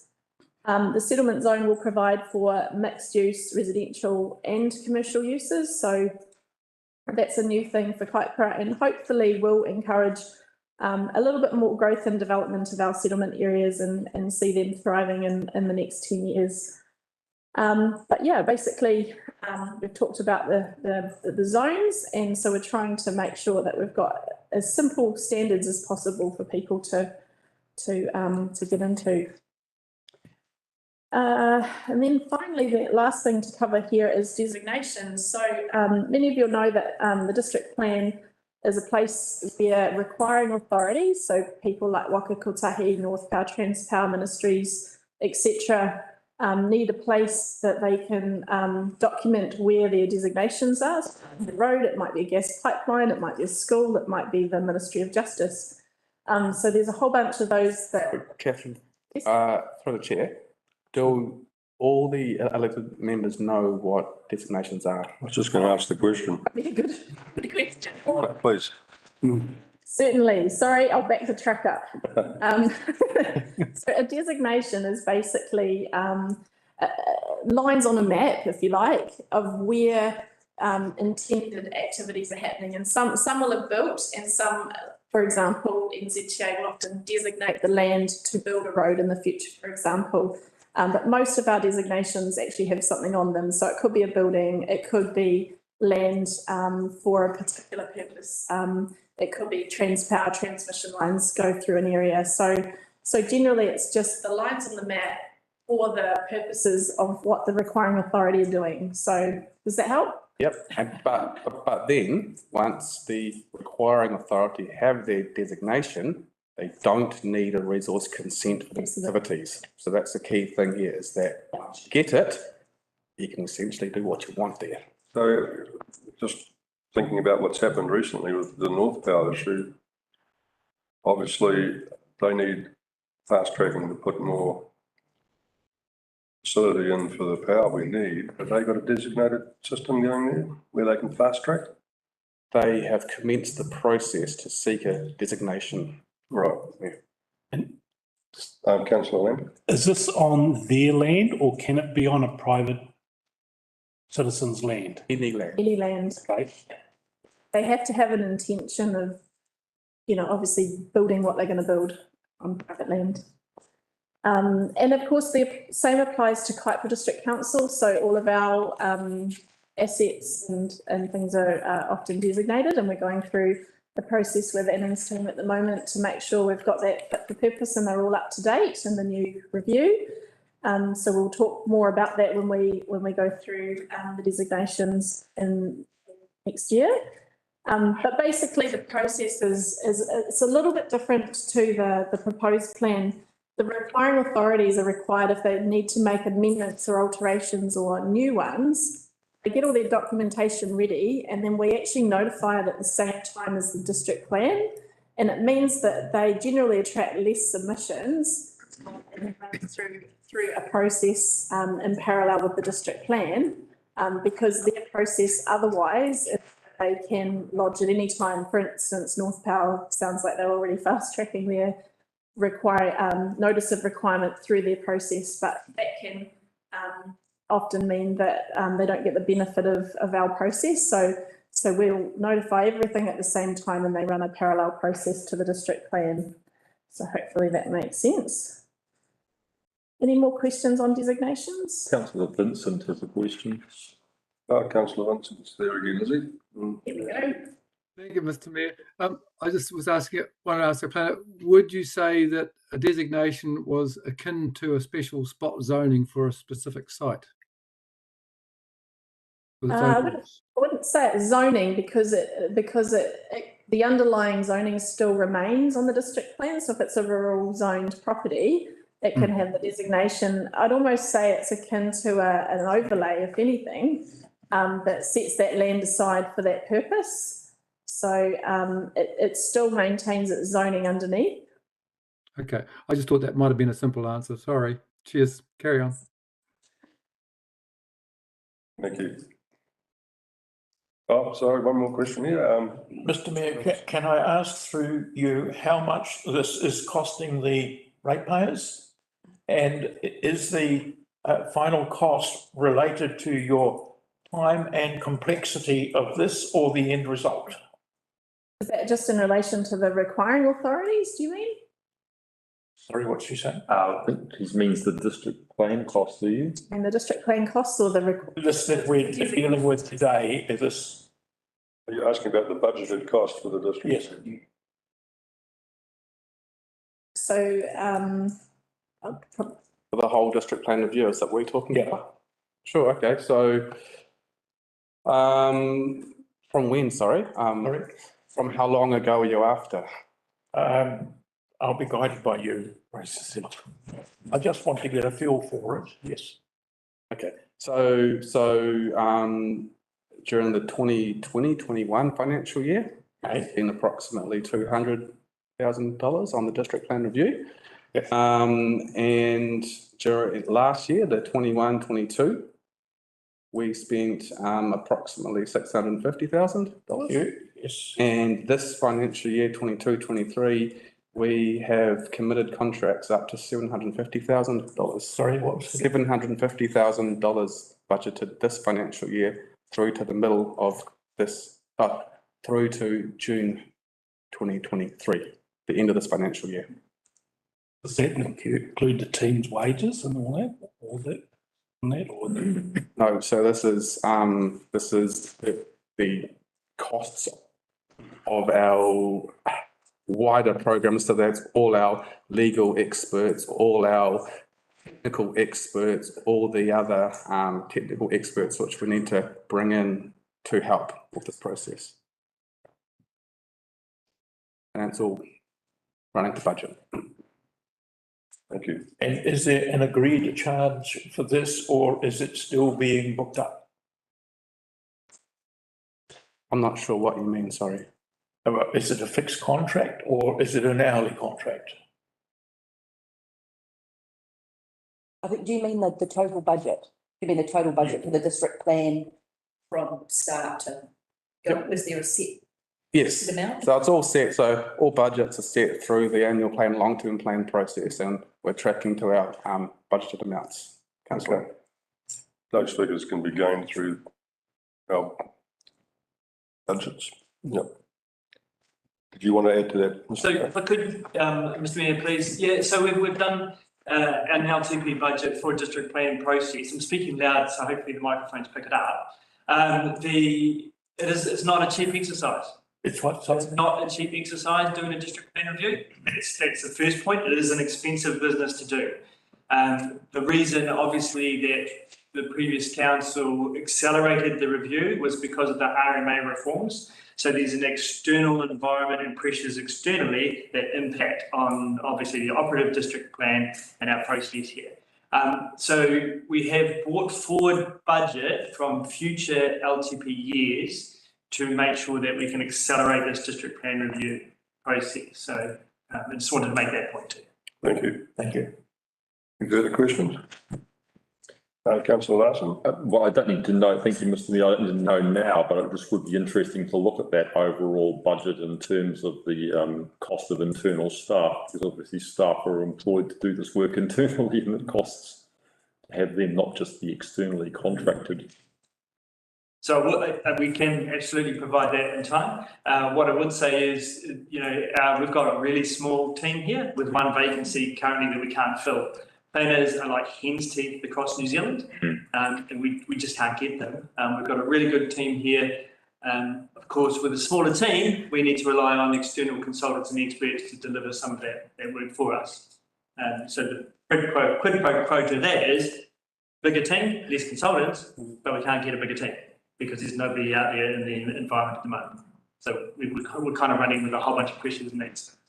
Yeah. So just with regard to that though, when we do look at our budget for the district plan review, and we've had 3 years of external work there, totaling 1.6 million, do we actually track the internal overhead cost as well for the staff that are working on it all that time? Is that incorporated into our total budget? I think it would be difficult because we work on multiple things, not just district plan review. So yeah, our time is really split. Well, I mean, for instance, we are managing private plan changes at the same time as well and coordinating those. So we don't necessarily do a timesheet like a law office, 6-minute units or anything. So we'd have to have a look at how our time is split as far as what we're doing, because there's non-district plan things happening all the time, for instance, involved in submissions and as you're aware. So, yeah. Okay, thank you.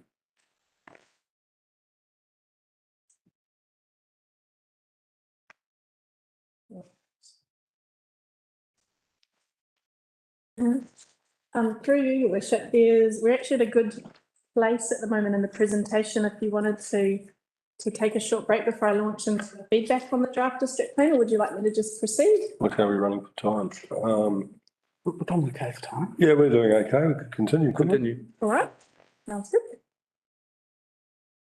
Okay, so I'm going to talk through the feedback that we've got on the draft district plan, and granted it's probably fairly high level. Hopefully you've had a chance to have a look over the summary report that we circulated in the agenda item. But I guess the key things, like we've talked about today, is and not unexpected, is that there's a lot of discussion around the rural zones, residential zones and subdivision, which were commented on the most, and obviously received quite a high amount of responses there. We were quite excited that we managed to reach quite a few people through the draft district plan process, and we received 141 e-plan responses. So that's through our website, and people filled in the online form, but we also got 135 free form submissions as well. So that was anything from like an email to a letter to more comprehensive submitters who pulled a whole document together that was perhaps quite large. The strategic direction chapter and the GMOs attracted significant comment also, and as I said before, the GMO one stood out for me particularly because it was a real highlight of the work that KIPRA were doing in that space. So some really interesting comments there. Also infrastructure, earthworks, noise and transport. I mean, those are typically what government would provide us. So the people like Kiwi Rail and Waka Kotahi, they're interested in all those things. So no surprises there. And KIPRA being quite a big district with lots of reverse sensitivity effects and rural activities, obviously that's reflected in the earthworks, noise and transport chapters. A large proportion of the feedback sought amendments. So we had everything from we like this or we don't like this to very much a transcript of every chapter with strike through amendments. So some people really did get quite into it, and that is very helpful for us because we can see what people are wanting the rules to look like, but obviously it takes a bit of time to go through that. So where we're at the moment is that we are basically going through all the feedback in detail, and obviously we'll be preparing for the briefings next year to bring a range of options based on the feedback and highlight, these are the key things that came out of that. This is what people wanted. Because the feedback, there was quite a lot of it. It's taken us a little bit to get to this point where we've been able to summarise it. So there's quite a lot of work still yet to go. Probably another thing that's really key is the zoning requests. So we've had quite a large number of people saying, we like your zoning, but we want more, or we like your zoning, but we want less, or we like your zoning, but we want to do this. So we've got lots of examples of that, and we're just working through that with Annan's team at the moment to work out, can we service these areas, can we not, and building a map that we can bring to you in February, which will give you a good idea of the public's kind of direction on what they felt would work. There's a lot of changes in there. And as I said before, some of the feedback was relatively complex. So some of the more technical organisations have given us really comprehensive feedback to work through. But we're hoping, as I said before, if we can take note of what they're saying and do our best job to redraft, it could potentially reduce our future submissions and our potential court appeals. So that's where we usually end up spending a lot of money, is in the Environment Court, if we can't resolve issues through the district plan process. So running a draft district plan process is optional for councils, but we felt that it's the most important step to actually do, to engage with the communities, to get feedback at this stage while it's non-statutory, hear what people are saying, and then work towards a proposed plan, rather than just putting it out there and people going, oh dear, that's not what we had in mind, and then having to deal with those through submissions, and you attract miles more submissions. Whereas if we can respond to a lot of those queries through the proposed plan, people might feel that their concerns have been addressed and they don't need to submit, or they might support it, and potentially resolve issues going forward with Environment Court appeals as well. I will say there are a lot of private developers who have put almost what you'd call a structure plan or a master plan submission together. So these are quite comprehensive zoning developments, and we will be talking to you about their aspirations and desires in terms of what they want to achieve. And so some of those are quite complex, and so we will need to meet with some of the developers to talk with them a little bit more about what they're planning to do. And if we can accommodate them through the proposed plan, great. And if not, they might lodge a private plan change, or they might also lodge a submission once we notify the plan. Question from. Can I ask through you,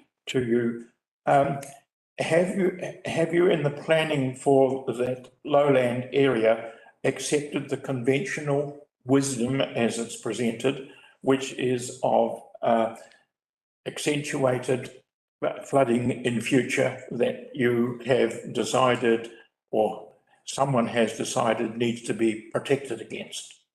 Yeah, so we're taking into account all of the maps, so the flood hazard mapping work that's been done. We're doing a check to make sure, because there's been a few changes since the draft was released, and one of those is the National Policy Statement for Highly Productive Land, but the flood mapping is the other one. So making sure that we're not putting housing development on. The question more specifically is, have you examined the evidence, or have you just accepted that and incorporated that in the plan? So because the flood maps were done by the Northern Regional Council and they had a methodology, so they've got the experts, council don't have those experts, we would have to question their methodologies, and you might want to chip in, but we have accepted their methodology. Thank you. Yes. Does that answer the question? And if there's any challenges to that, then it comes back to the Northern. That answers that question. My next one would be on the GMOs. Where have you taken your advice from in formulating any suggestions regarding that? So the provisions that we have included in the draft plan come from multiple plan changes that the Far North District Council and Whangarei District Council have teased out through the Environment Court process. And we've also picked up on the advice that came about from the case law. So there's quite a lot of case law in the GMO space about functions and who can do what. So our direction is purely picking up the work that's already been done, and making sure that it's fit for CIPRA effectively. And through the chair, those provisions have been tested through hearings and through submissions and through the Environment Court process, and they've been proven to be legally robust and legally sound and fit for purpose for councils. Yeah, I understand that. For your information, 67 years ago, I worked on diploiding ryegrass, on apomictic kikuyu, etc. So these genetic modification is not new. It's 60 plus years old. Would your decisions be any difficult, the advice that you've given, if you were responsible in any way for the outcomes that you're suggesting? So just remember that the EPA, or the Environmental Protection Agency, are the ones that govern what is deemed a genetically modified organism in New Zealand versus councils. Our rules are just about prohibiting the release of GMOs. There is a process for activities that are like low level. And so those are the provisions that have been tested through expert evidence. So that went through a whole series of years of litigation. So to save Kaikoura District Council that litigation again, we've picked that up and put in, and look, it could be tested again, and we would have to then call on experts to help. But EPA are the ones in charge of the actual what's deemed a GMO. Councillor Larson. Thank you, Your Worship. Do we have a statutory obligation to have rules in the district plan about GMOs?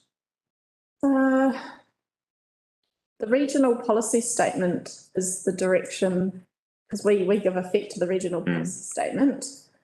And like you were on the regional policy statement, there's no under the RMA, specifically under section 31, for example, there's no explicit requirement for a function of the district councils to manage GMOs. But yeah, that guidance, as Catherine said, has come from the regional policy statement, and we have to give effect to provisions in the regional policy statement through our district plan. So we could, in effect, mirror what the regional policy statement says in our district plan regarding GMOs without getting into specific.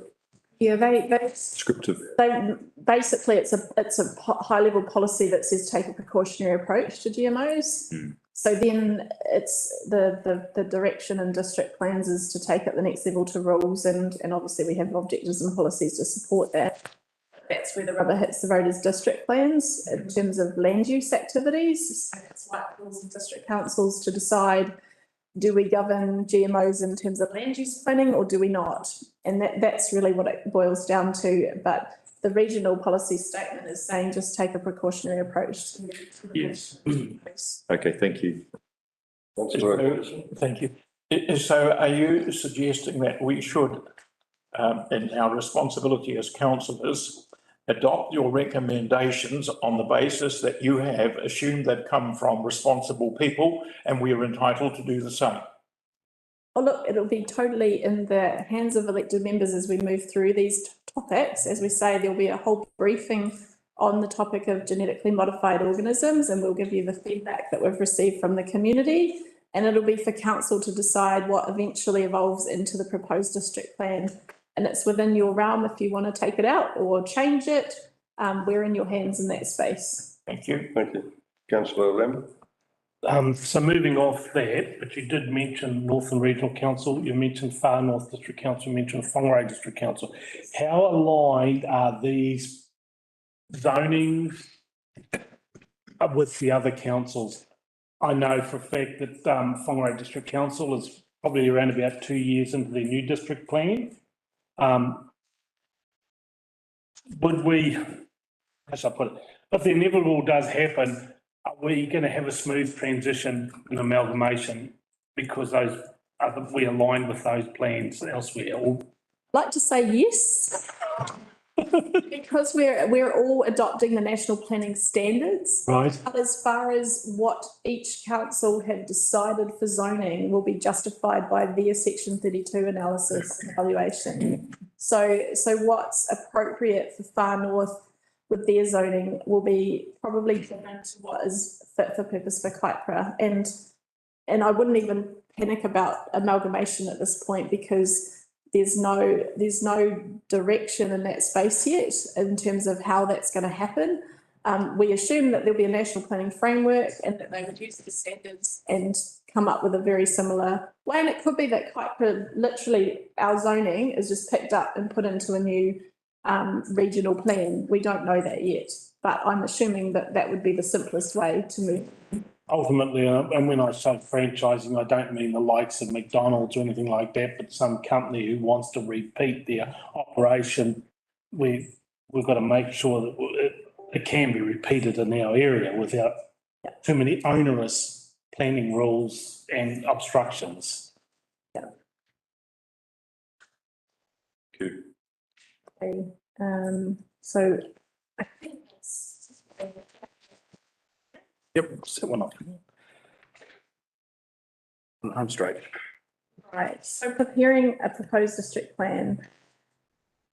So how do we move forward? How do we basically get from a draft plan to a proposed district plan? So what we're proposing today in this briefing is to run a very similar process to the one we've already done with our previous council, and that's to include the elected members in our briefing sessions and obviously get direction as we move through it. So as you'll see later, and we'll talk about the schedule, we'll have a briefing topic and it will be our role to basically collate the information and prepare the evidence behind that and put forward options, recommendations to elected members. And then once we've sought direction, we go back to our analysis. Do we need to make some changes? And then there'll be a final version of everything produced later next year, which you'll have oversight of as well. So it will be an iterative process, and as I say, we are aiming at the moment for mid-2023 to present an entire proposed plan. So it will look like the draft plan that you see online, but it will be the finalised version, an E-plan. And with that will be all the Section 32 reports that get drafted in conjunction. Which will include all the technical advice, all the reports that go hand in hand with that. So they're quite big. If you can imagine, the Section 32 report can sometimes be up to 100 pages, and then the technical reports that sit behind that can be anywhere from 50 to 100, 300 pages. So it's a massive piece of work. And the district plan, as we know at the moment, is about 1,100 pages on its own. So it's going to be a lot of reading. But yeah, that basically is the process, and as I said, that the opportunity to sit on the table and talk about the issues and options, we will do that in each of the briefing sessions, and then go forth with direction. So the key objectives of the proposed plan. So what we're wanting to do here is create a district plan that is uniquely Kaipara, and I say that because it's very easy to just cut and paste what other councils do and go, here we go. But we want to make sure that we're doing right by our communities and our ratepayers, and making sure that this plan is fit for the people of Kaipara. So we're not just throwing anything at you, we are making sure it is appropriate. We do want to make sure that the new plan reflects the national planning standards and the higher order documents. So I'll talk a little bit about them in a sec. But provides, also make sure we're providing for and also protecting the values and characteristics that make Kaipara unique. So very important here. And infrastructure, as I've said, is critical to those urban zones. And we need to make sure that we get that right. So this document will need to make sure that we've thought well and hard about capacity and availability of infrastructure. The district plan needs to be easy to read and understand. So as I mentioned earlier, the current one is a little bit difficult to navigate. The new E-plan makes it easy for people to click in and out, and things are linked, so it makes it a lot more accessible. But we also need to be on our toes, because there are still more upcoming changes from central government. So as I said before, we're still waiting for the National Policy Statement for Indigenous Biodiversity to land. That will mean we have to respond to that as well. So there's lots of things coming at us at the moment. Councillor Larson. Thank you, Mr. Mayor. I notice potentially a little bit of slippage from the vision of the previous council. And when we got together at the beginning of the previous term and came up with our vision, and I accept we now have a new council and it may have different priorities, but the direction that was given then through our vision, one of the components of that was having a simple and enabling district plan. And I go now to page 2 of our induction document, and that we received last week.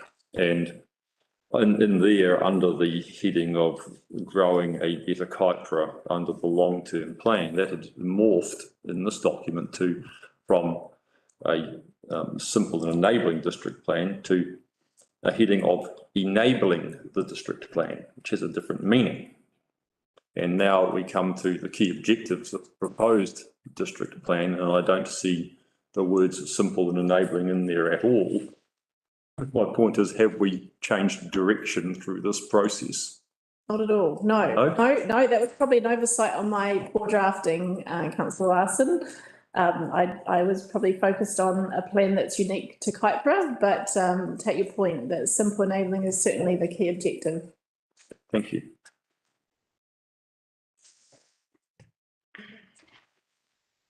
So for some of you, this will probably be already known, but I just wanted to give a bit of a statutory framework for plan drafting, just to give you that context of the framework in which we as planners have to operate under. And this is a legal hierarchy, so we don't have much choice in how this kind of plays out, because it's our legal requirements under the Act to follow. So most of you will know the Resource Management Act 1991 is the core document here, and that sets the functions of district councils, content of district plans and what we can and cannot do. So it's our job to make sure that we understand what's included in the legislation. The second thing is the National Planning Standards template. Now this is a fairly new thing for councils, and some councils are still getting to grips with that. We feel like we've done our very best job in the draft plan to try and give effect to that, and there might be still more things that we need to do to make sure that we're meeting those standards. So that was the Ministry for the Environment that set the standards a couple of years ago, and councils have to use those standards. And I think, as I've mentioned, with the resource management reforms, it's going to make it easier in the long term for councils to come together.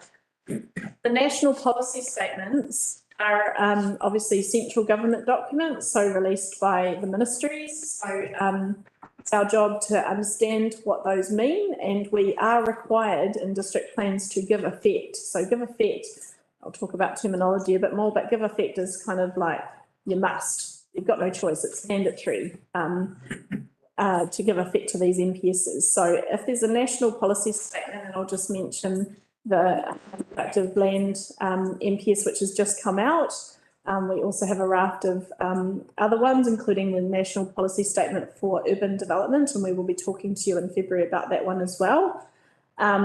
Those we have to give to. Then we've got the national environmental standards, which again, we also need to give effect to. So we've talked a little bit about the contaminated land NES today, but there are a number of NESs out there, and we need to make sure that our documents are consistent with those, and that we don't duplicate what's in those, or generally don't duplicate. We can have slightly more lenient restrictive provisions in our district plans than the NES, but we can't go against them, so they have to be consistent. And then we've got the regional policy statement, so we're also required to give effect to that. So that's the guiding document for the whole of Northland. And then we've of course got the regional plan for Northland as well, so we can't be inconsistent with that. So that just gives you the framework of what we're kind of dealing with from a legal hierarchy perspective. All of our planning work has to marry up with one of those. So we can't just come up with any idea and go, yep, that'll work. If it conflicts with any of these, then we have to take guidance from the national or regional direction. So any questions on that? Hopefully that makes sense. Mr. No?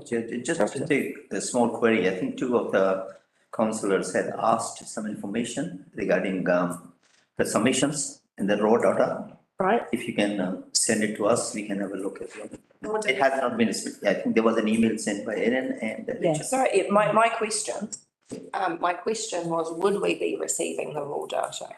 And would that be when we're probably delving into those chapters? Yeah, so. Or are we relying just on that report? So at the moment, because it's a draft district plan, it's a Privacy Act issue for councils to release names of people, and there's also private developers who've got possibly confidential information in those documents. So the raw data, but certainly when we come back to you, we will be talking about the key points and the again, summarise who said what in a high level fashion. Right. But we do have to be careful because it's only when the proposed plan goes out for formal notification that the legislation helps us by the fact that we have to be able to service people with their appeals and things like that. So we because it's a non-statutory process, we just have to be careful, and we did not get consent to put their feedback in. So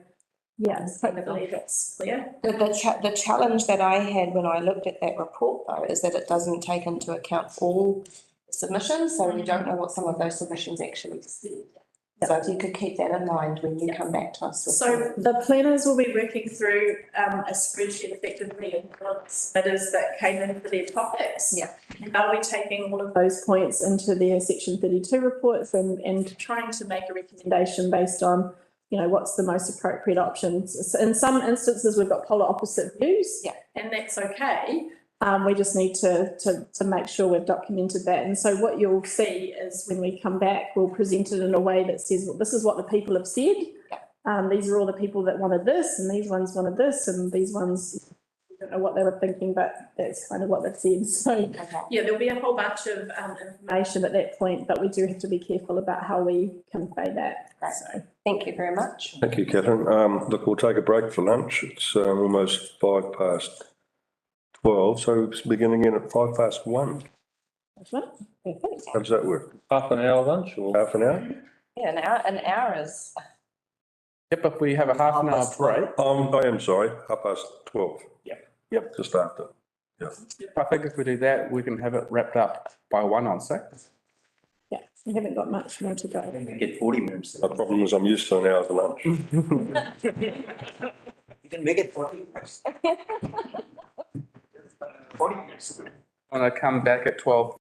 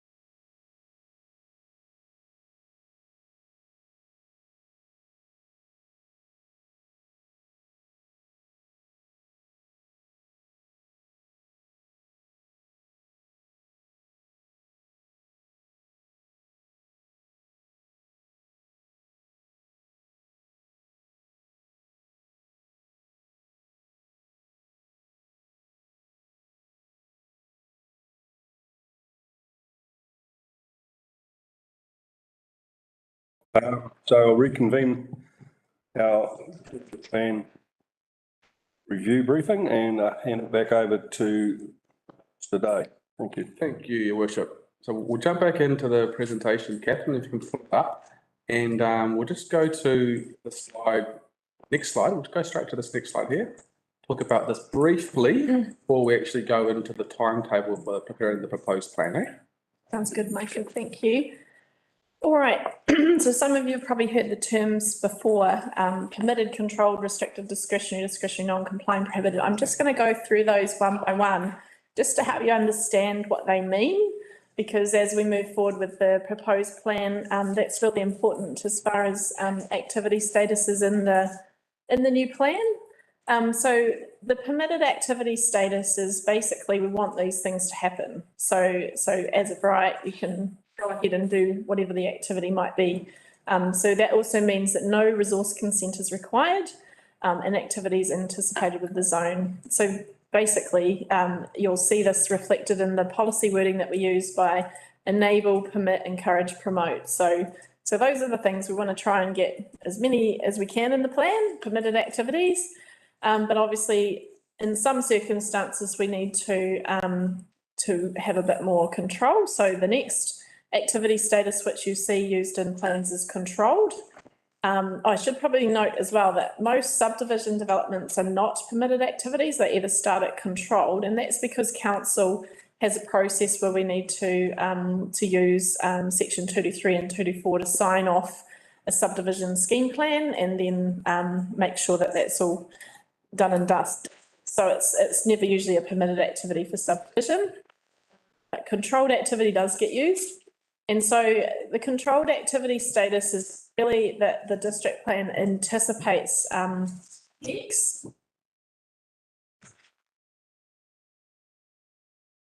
I'll make it big. Okay. Sorry. Yep, cool. So yeah, consent is required, but council must grant consent. So the legislation is really clear around controlled activities, that council grants consent for those activities.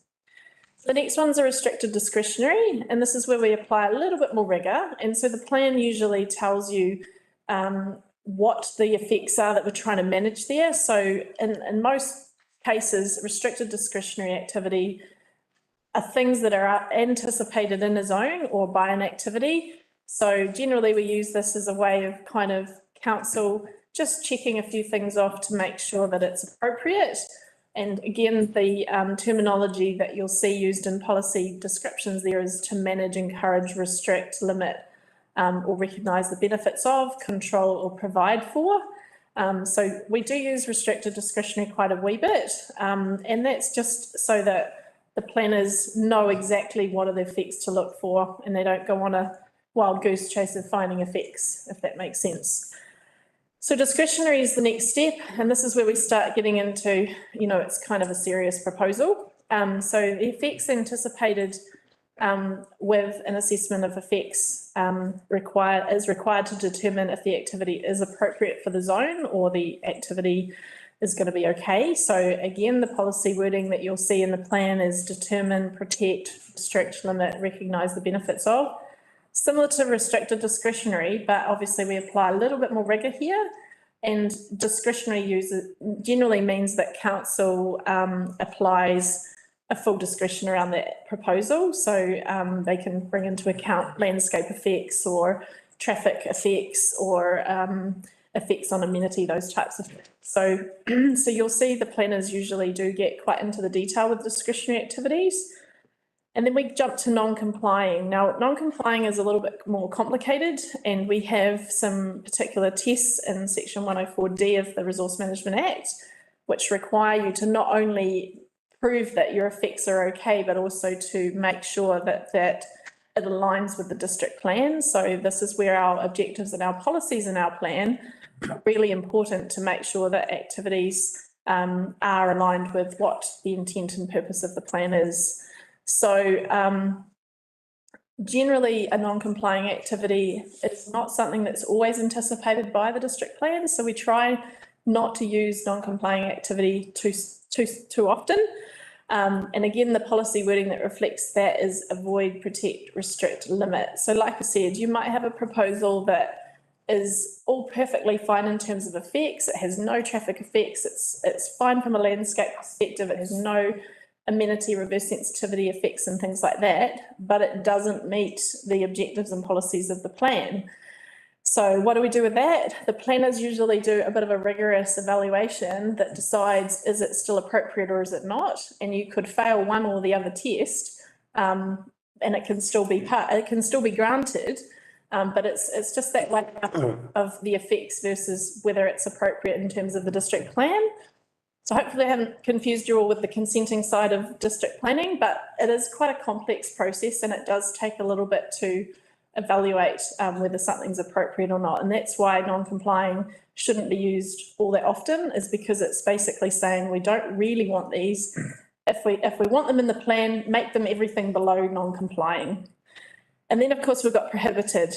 Now prohibited is quite a high test, and case law tells us we need to be very careful with the use of prohibited activities in the plan.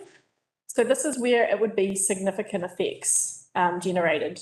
And I'm just going to use a nuclear power plant as an example because most people are opposed to nuclear power. But let's say that's a prohibited activity in the plan. It means that no one can apply for a nuclear power plant in the Kaipara district.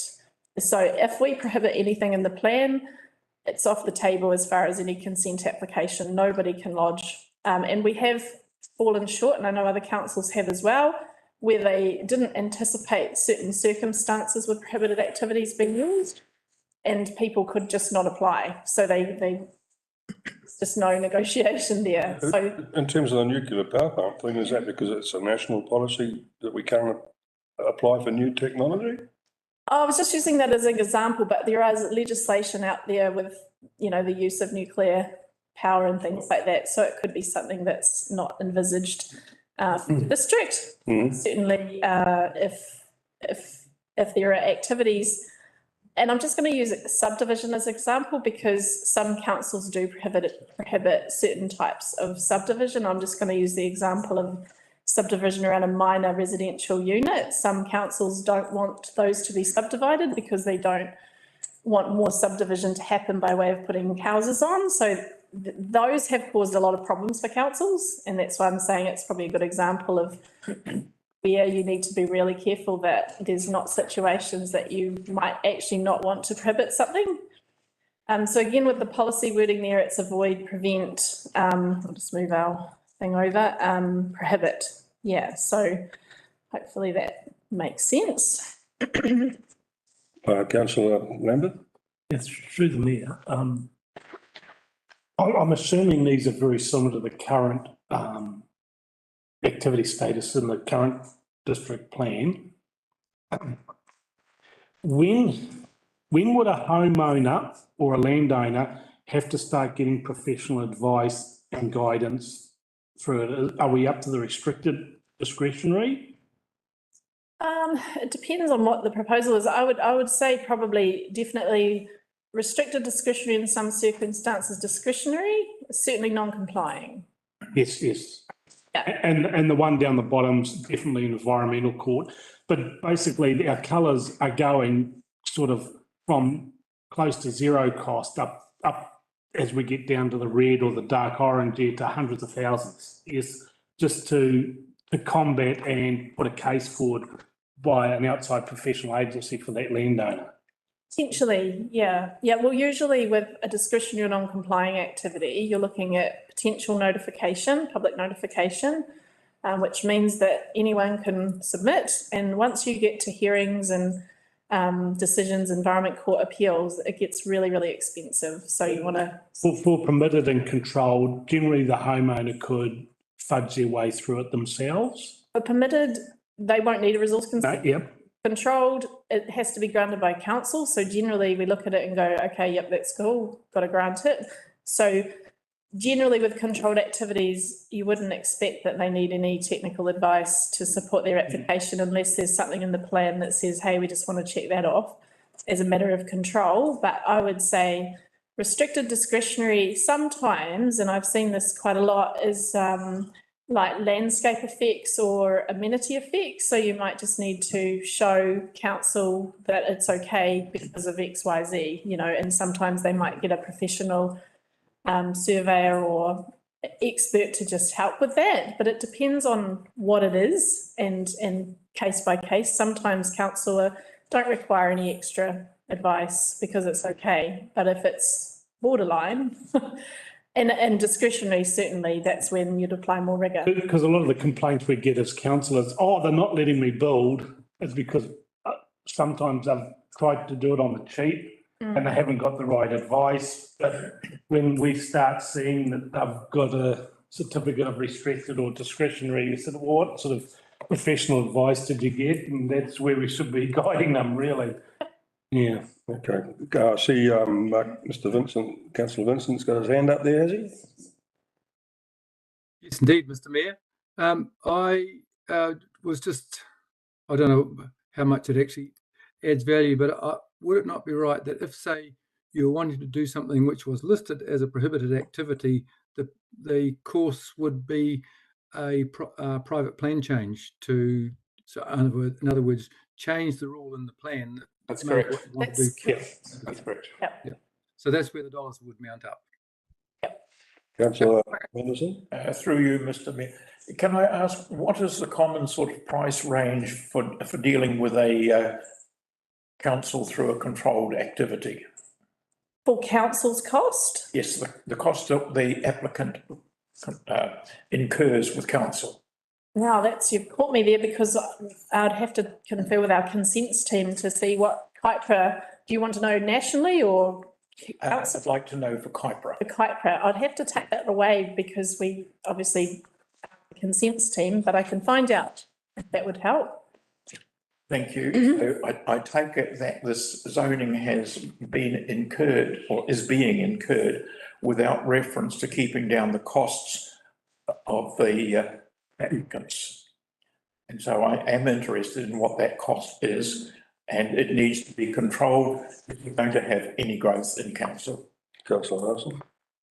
Well, just thank you, Mr. Mayor. Just further to Councillor Manderson's point, would the consents team actually know what the cost was to applicants? Because obviously they pay a fee to council and have reports peer reviewed, but I don't know that council would actually be collecting the information on what the applicant's costs would be, would they? Yep, they would be. So a report's generated every time a consent happens and they know which ones are controlled, if it's just the controlled activities you're interested in versus other activity statuses. So they have to record for Ministry for the Environment reporting how many applications they had in each activity category. Yes. So I would imagine that they should be able to report on an average sort of cost for a control. We probably don't get that many controlled activity applications. I think most that come in are probably in those higher categories. Well, it would depend on the consent though, wouldn't it? I mean, they wouldn't know what the applicant's expert reporting was costing from the applicant's side, or their survey cost, anything like that.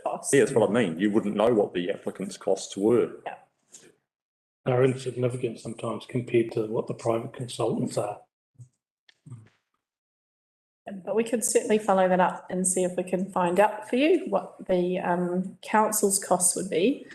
But it could be anything if we, depending on whether they've lodged it personally, because some people put their own application in, or some people use architects, surveyors and the like to prepare their applications for council. So that could be, we wouldn't know as council. It's the range of costs that's of interest, and I could inquire directly of council.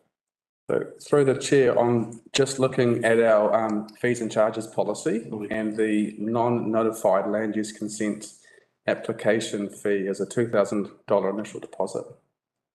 So $2,000. That's the deposit. That I'm asking, what's the range? Well, that's something we could come back with on further detail for you. Yeah. Yep, noted. Thank you. Okay. You might tell the time frame as well, how long it takes for the consent to be given after all the cost. So through the chair, they must be processed within 20 working days unless council requests further information, in which case the clock stops until the applicant provides that further information. I mean, if I understand correctly, you're only allowed to ask for one section 92, is that right? Or you can have further questions from further information, I guess.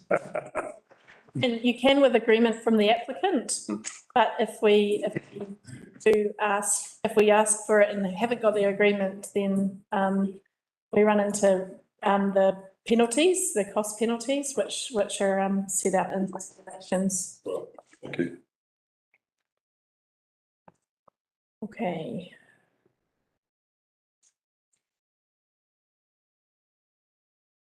All right, so hopefully that didn't confuse you or bamboozle you. So just to clarify as well, those activity statuses are what's in the legislation. So we haven't made them up. They are prescribed in the Resource Management Act.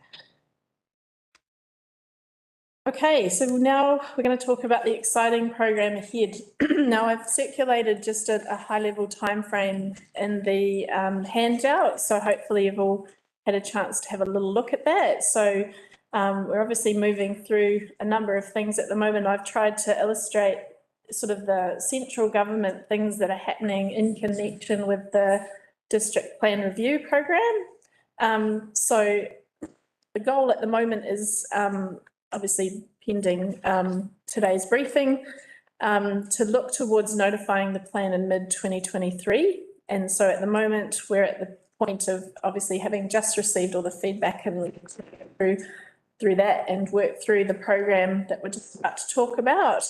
And in connection with that, there's some pretty exciting things happening at central government as well. So before the end of this year, we should know what the resource management reforms look like if the bill gets introduced to Parliament before Christmas. And obviously the other direction that we mentioned before was the National Policy Statement for Indigenous Biodiversity. So that's happening as well. We have had some signals from Minister Parker about how things are going to transition. So it's not as much a risk as we first thought it was going to be if we hadn't notified our plan sort of sooner rather than later. So I think we're on track, and unless there's anything that really comes out of the blue with the reforms, notifying our plan in 2023 means that we can then obviously move forward with public submissions and pick into hearings as well. So we've got a lot of work ahead of us. District plan reviews generally take a number of years to get through, and we're probably not even at the midway point at the moment. So a lot of work still yet to come in the next 6 to 8 months. So does anyone have any questions in terms of this chart? Otherwise, I'll move into the proposed schedule that we've got in front of you there.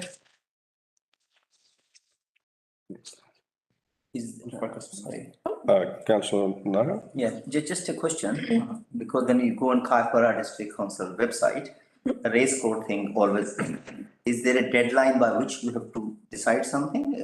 For the racecourse proposal? Yeah, the private plan change, yeah. Yes, the private plan change will run its own statutory process. So it's in its Schedule 1 process at the moment. So we're just at the point of calling for further submissions. And once that goes through, it needs a hearing and decisions will be made. We don't know when those decisions will come out, but we're hoping that the decisions will come out before we notify the new district plan so that we can make decisions to reflect that plan change decision. But we can't preempt that process. It's got to run through its own Schedule 1 process. Sorry, Catherine, my question was related to, do you need any input from the new council on that? On the plan change? So generally, the next steps will be an independent commissioner with possibly councillors may sit on the hearing as well. We haven't established who's going to sit on the hearing panel yet. So that would. Thank you. Is there anything you want to add to that, Michael? No, through the chair. It's likely that the hearing will be around March, April next year. A whole lot of work we have to do once we actually have all the further submissions. Then we have to analyse those. We have to then prepare reports, engage in hearings, panel, and there's a process which we have to go through, as Catherine's touched on, but it's likely around March, April next year, the hearing will be. Thank you. Councillor Lambert?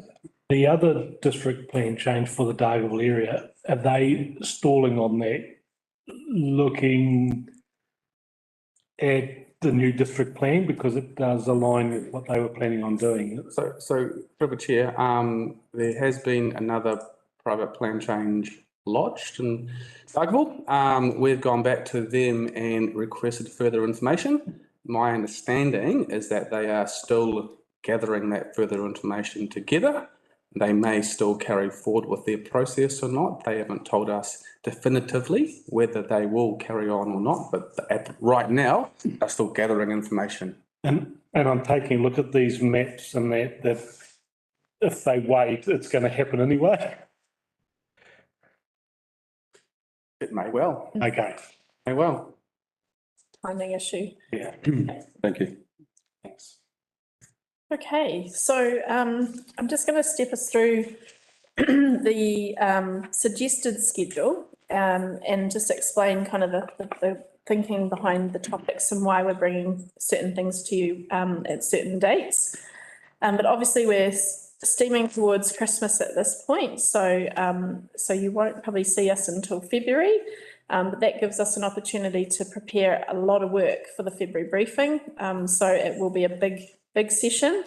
And I think I've mentioned obviously that the zoning and some probably core part of that workshop.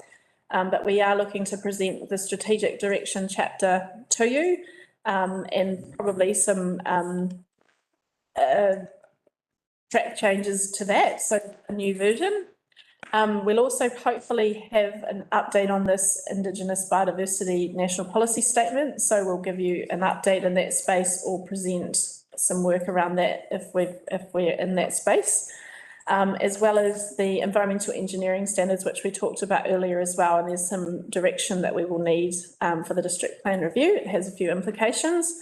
And the National Policy Statement for Urban Development is another piece of work that we need some direction from council about. So previous elected members will recall that we needed some steer as to whether Kaipara is an urban environment or not, in accordance with the definition of the NPSUD. So we'll bring that back to the table for some discussion then. So it's going to be a really meaty briefing in February. And then and the thinking behind bringing all that really meaty stuff then is that if we need to continue working through it, we can bring it at alternative briefing dates and of course keep working through things. So those are kind of chunky topics which we need direction on earlier, and we expect will continue over a few briefings.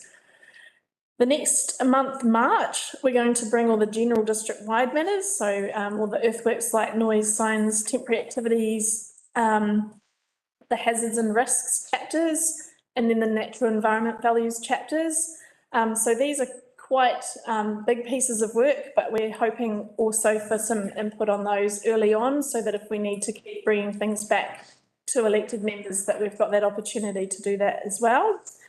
April is when we're looking at the historical cultural values, the tangata whenua, mana whenua chapter, as well as energy infrastructure and transport.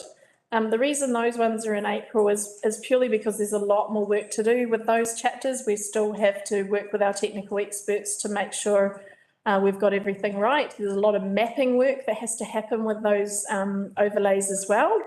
And we're working with our mana whenua partners in the space of the tangata whenua chapter as well. And we'll be needing to consult with them as we go through that process. So there'll be more discussions on that as we move through that.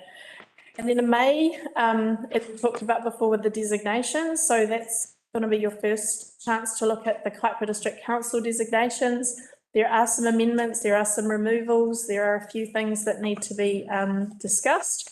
And we'll also give you an overview of what the requiring authorities are looking to do in the proposed district plan. And so that will also be a wrap-up session for anything, as I said, that we need to come back to you for action on. And then June, we're proposing to bring a full proposed district plan to you, which will look similar to what you can see in the E-plan at the moment. So there's a lot of work that has to go into that. And then we'll look to using July as a bit of a contingency slot if there's issues or things that fall out of the proposed plan there, and then with a mind to the July council meeting to adopt or approve the public notification of the proposed plan for formal consultation. So it's the schedule. Hopefully that makes sense, but happy for any questions or comments. Councillor Wilson-Collins. Thank you, Mr. Mayor. Two questions. The first one is, I understand the reasoning behind what you're doing here and why you've scheduled things where you've scheduled them. I think probably an acknowledgement that these would obviously need to be all day. So when the schedule comes out, I'm hoping that we'll see, because we've got so many new elected members that need to work through all this. I'm hoping that we'll see that the schedule says we finish, not at 1:30, so that we have the time to go through things. So I really appreciate you scheduling this the way that you have, but I'm just hoping that whoever actually sets the day sets us the time to go through it. I know last term we had some struggles around that time ran out. We can seek more than one briefing too, can we? Yes, we need to.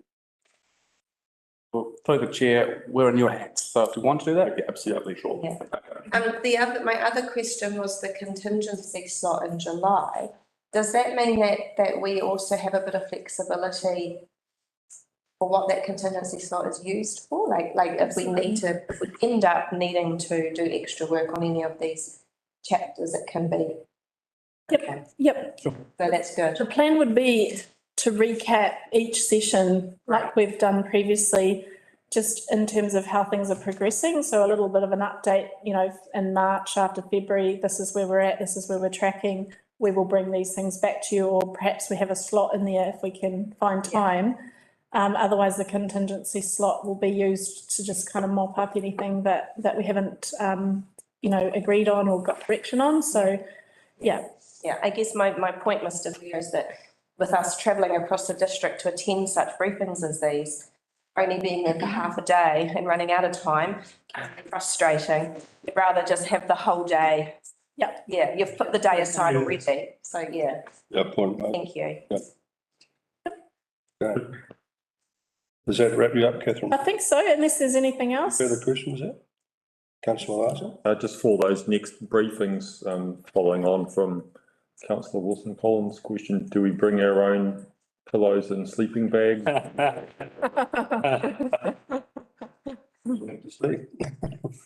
Okay, thank you, staff, for the presentation. There's information for us to absorb, and we'll need a bit of time to reflect on what we've learned. Come back with direction to staff to take the process forward. I'd like to share my initial thoughts. I'd like the district plan to take us as a district, and then invite anyone else that wants to share their initial impressions to follow. The district plan is probably our most important policy document. It determines how land can be subdivided and used. We have one chance to make sure we get this right, serve the district well for the coming years. As I've been going on a little bit about, the global economy is heading into uncertain and potentially very difficult times. We need to attract businesses and new residents to come here to boost our economy. Every time a new resident moves in and builds, this creates work for local builders, electricians, plumbers, carpet layers, joiners, concrete layers, curtain makers, tree nurseries, earthworks and contractors, the list goes on. New people that move here and cyber commute for work spend in the local economy at local shops and businesses. Every time a new business moves into the district, it provides similar benefits along with permanent employment. We are on the doorstep of Auckland, the biggest population in the country. Auckland has a very restrictive district plan. We can exploit a comparative advantage to attract people to Kaipara by making it cheaper and easier to move here, live here and set up new businesses. Kaipara has a small population spread over a very large area, as you all know. This was really driven home for me when I was driving around the district during the election campaign.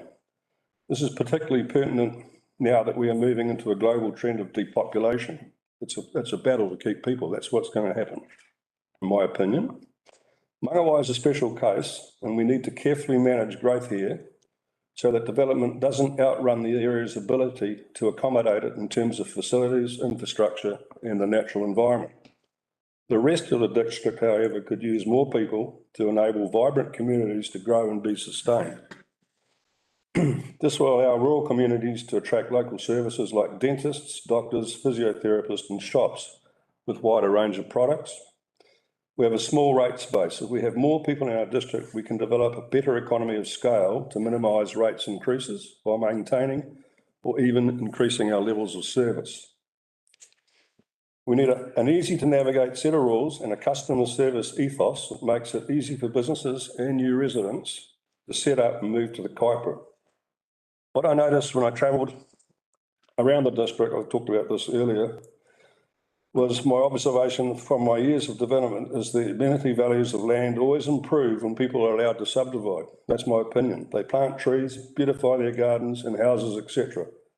One excellent example, and I would encourage you all to have a look, is Jumna Road off Bickerstaff Road at Mangateredo. It's worth having a look at what lifestyling can do in terms of that street, in my opinion. There's a lot of potential to enhance this low productivity land, and most of it is, and still protect most of our higher production class 2, 3 land. People want small lots that they can enjoy without too much work, e.g. 1 to 5 acres. People do not want 12 to 20 hectare lots. They are too big to manage. And in my opinion, that's unproductive. I've said enough for now, so I'd like to hear from anyone who wants to share their initial thoughts. Thank you. Councillor Mayor? I think it makes sense. I don't know whether we should go with the political spell about it, but the thoughts are very genuine, and that's what we should do in terms of development of the rural area of, it has to have a smaller lot size. It should not be 20, as you mentioned, 20 hectare and all. And has to be, I think one thing we can add is while we make the process simpler, the fee element should also be looked at the moment. So it's not a process to minor dwelling, things like that. Yeah. Costs, certainly. Thank you. Councillor Larson. Oh, thank you, Your Worship. Yeah, I think I endorse your comments about stimulating our economy, and I think it's very important to also look at pressures on Mangawhai that you've mentioned and keep some control around that, because we are starting to almost outgrow our amenity here already. Like, the one boat ramp in the last long weekend, there were boats for miles. We need to be looking at getting 2 more boat ramps here before we get too much bigger. And yeah, we do have areas across the district and, Kaiwaka onwards that could use more people. I think that we have, a few of us have been involved in this process so far, but there's a lot of people there's a lot of information being served up today. So I think we just need to pause thought and let it sink in and reflect and go forward in a consolidated way. Have a great day. Thank you. Councillor Madison. Through you, Mr. Mayor, I agree completely with your statement, but I think on the planning, we must differentiate between the east and the west. They're different markets, different value ranges completely. And if we have one plan that fits all, we're dreaming. Thanks. Any further comments, Councillor Williams? Thank you. So, I agree with Jonathan and what you said as well, and I think Mangawhai with its growth and what we're experiencing, you can get a bit cart before the horse in some things, and I do have issues and concerns around, water supply, amenities, and all of those things about. So I think it's it'll be a different range of needs and things like that. But I think what you said is, I agree with that. Thank you. Councillor Vincent. Thank you, Mr. Mayor.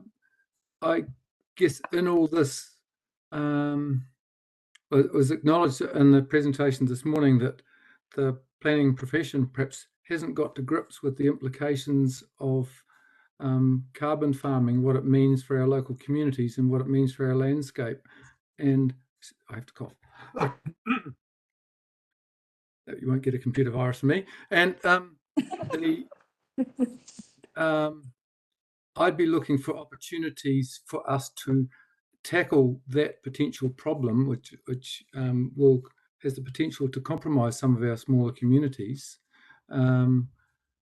if we can, by other means, in terms of making it easier for people to settle here and more financially viable than selling this, what's now formerly known as not productive land for growing pine trees.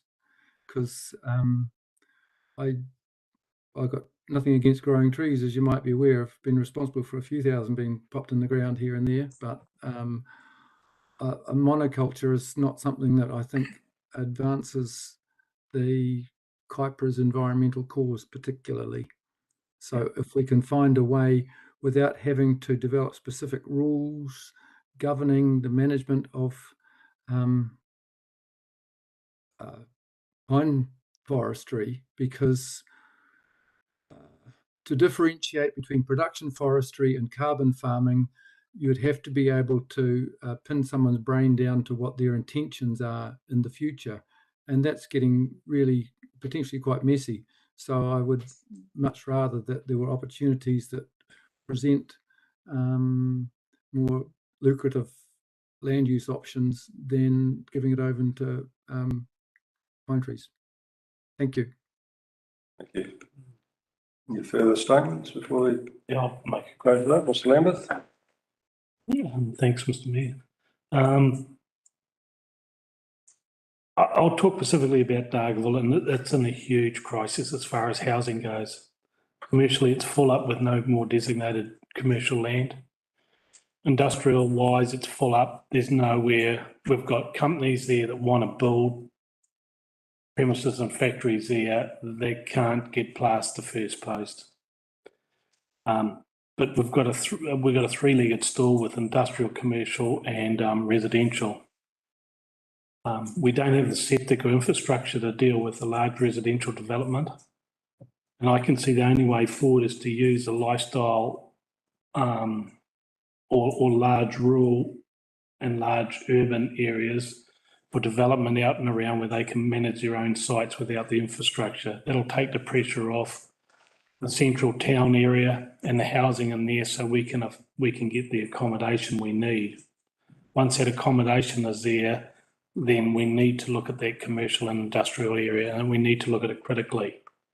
The figures, we've got the highest occupancy rate, the lowest vacancy rate of commercial property in all of Northern, beating Kerikeri and Waipapa. We've got a 1% vacancy rate of houses in Dargaville.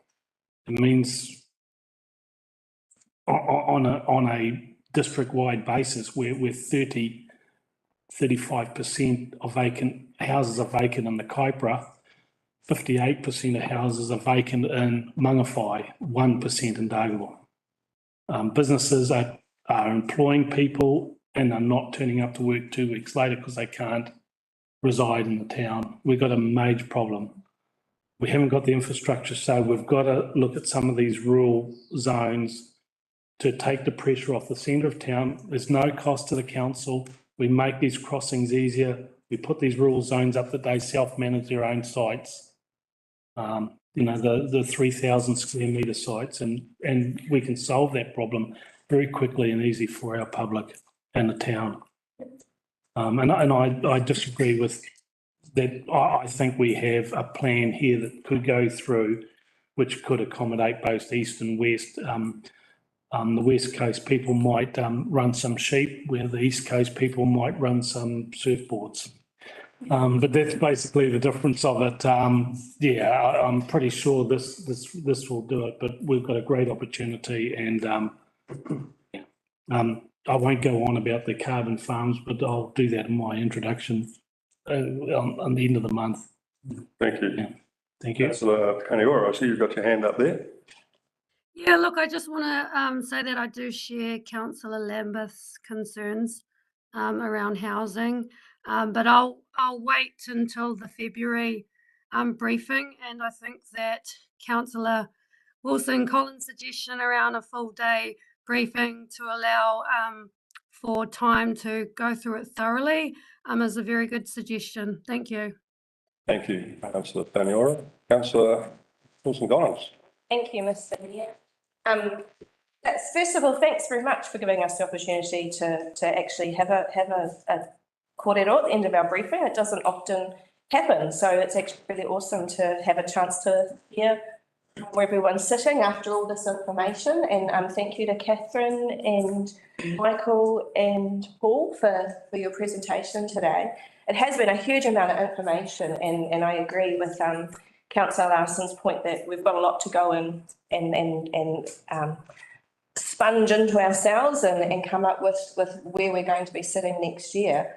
I've made some quick notes while the others were speaking of things I'd to concur with or comment on. So first of all, yes, definitely the carbon farms, they have come up several times in previous council meetings before this council, that there is a real concern about what's happening with the landscape of our communities. Our smaller settlements, for example, that we've talked about today, are being pulled apart. Schools will need to shut down because families are moving away, because a farm that might have housed 2 or 3 families, a bunch of pine trees, and it is devastating. So really interested to see what space we can take up there. Totally concur with Councillor Lambeth's comments about Dargaville, about it being full, about people not being able to find somewhere to live, and that is not a new thing. That has been happening for years. I have employed people myself, and they have nowhere to live. I had somebody who moved to One Tree Point because they could not find accommodation in Dargaville until we could find them somewhere. And that was now 5 or 6 years ago. So we've been struggling for some time. So that's one of the reasons why we fast-tracked the district plan last term, to try and combat that. We've also lost a number of services in Dargaville. We don't have a dentist, we don't have an optometrist, and it takes a month to get to see the doctor. So definitely concurring with your comments, Mr. Mayor, about the fact that we do need to encourage some managed growth, and we do need to get these services back into our towns. Looking at our spatial plans this morning, the comments made by staff that Dargaville wanting to be a service hub for those areas around it. And at the moment, we've got people in Poto having to travel all the way to Whangarei to access basic services, and it is just not good enough. So this is really exciting to see this work coming through. The growth and the infrastructure that's tied in with that, real challenge, absolute challenge for this council. Always has been, cart before the horse, absolutely. So that really needs to be forefront of our mind when we're making these decisions with this plan as to how much growth we're going to actually allow. Because at the end of the day, that needs to tie in with the infrastructure plans. We are not just responsible for what happens in this long-term plan, quite frankly, we're responsible for future generations as well. That's part of our decision-making as elected members. So managed growth, absolutely, wanting to make sure our communities are vibrant and awesome places to live, absolutely. Hand in hand with that goes the protection of our taonga and our reserves, our natural environment as well. And I think that is just as important, if not more, than everything that's been discussed this morning. And so I really hope that we'll have that lens, district plan together, and making sure that things like notable trees that got everyone riled up this morning, as they should, are discussed robustly, and that we are making sure that we're looking at this as a whole picture. It's not just about whether you can subdivide or not. It's about what the impacts of this district plan will have on our district for future generations as well. So, Thank you. Any further comments? Okay, can we wrap it up? Thank you very much for your attention. Thank you, staff. Bang on time, look at that. Cheers. Oh, cheers, look at that. 1 minute to go. Look at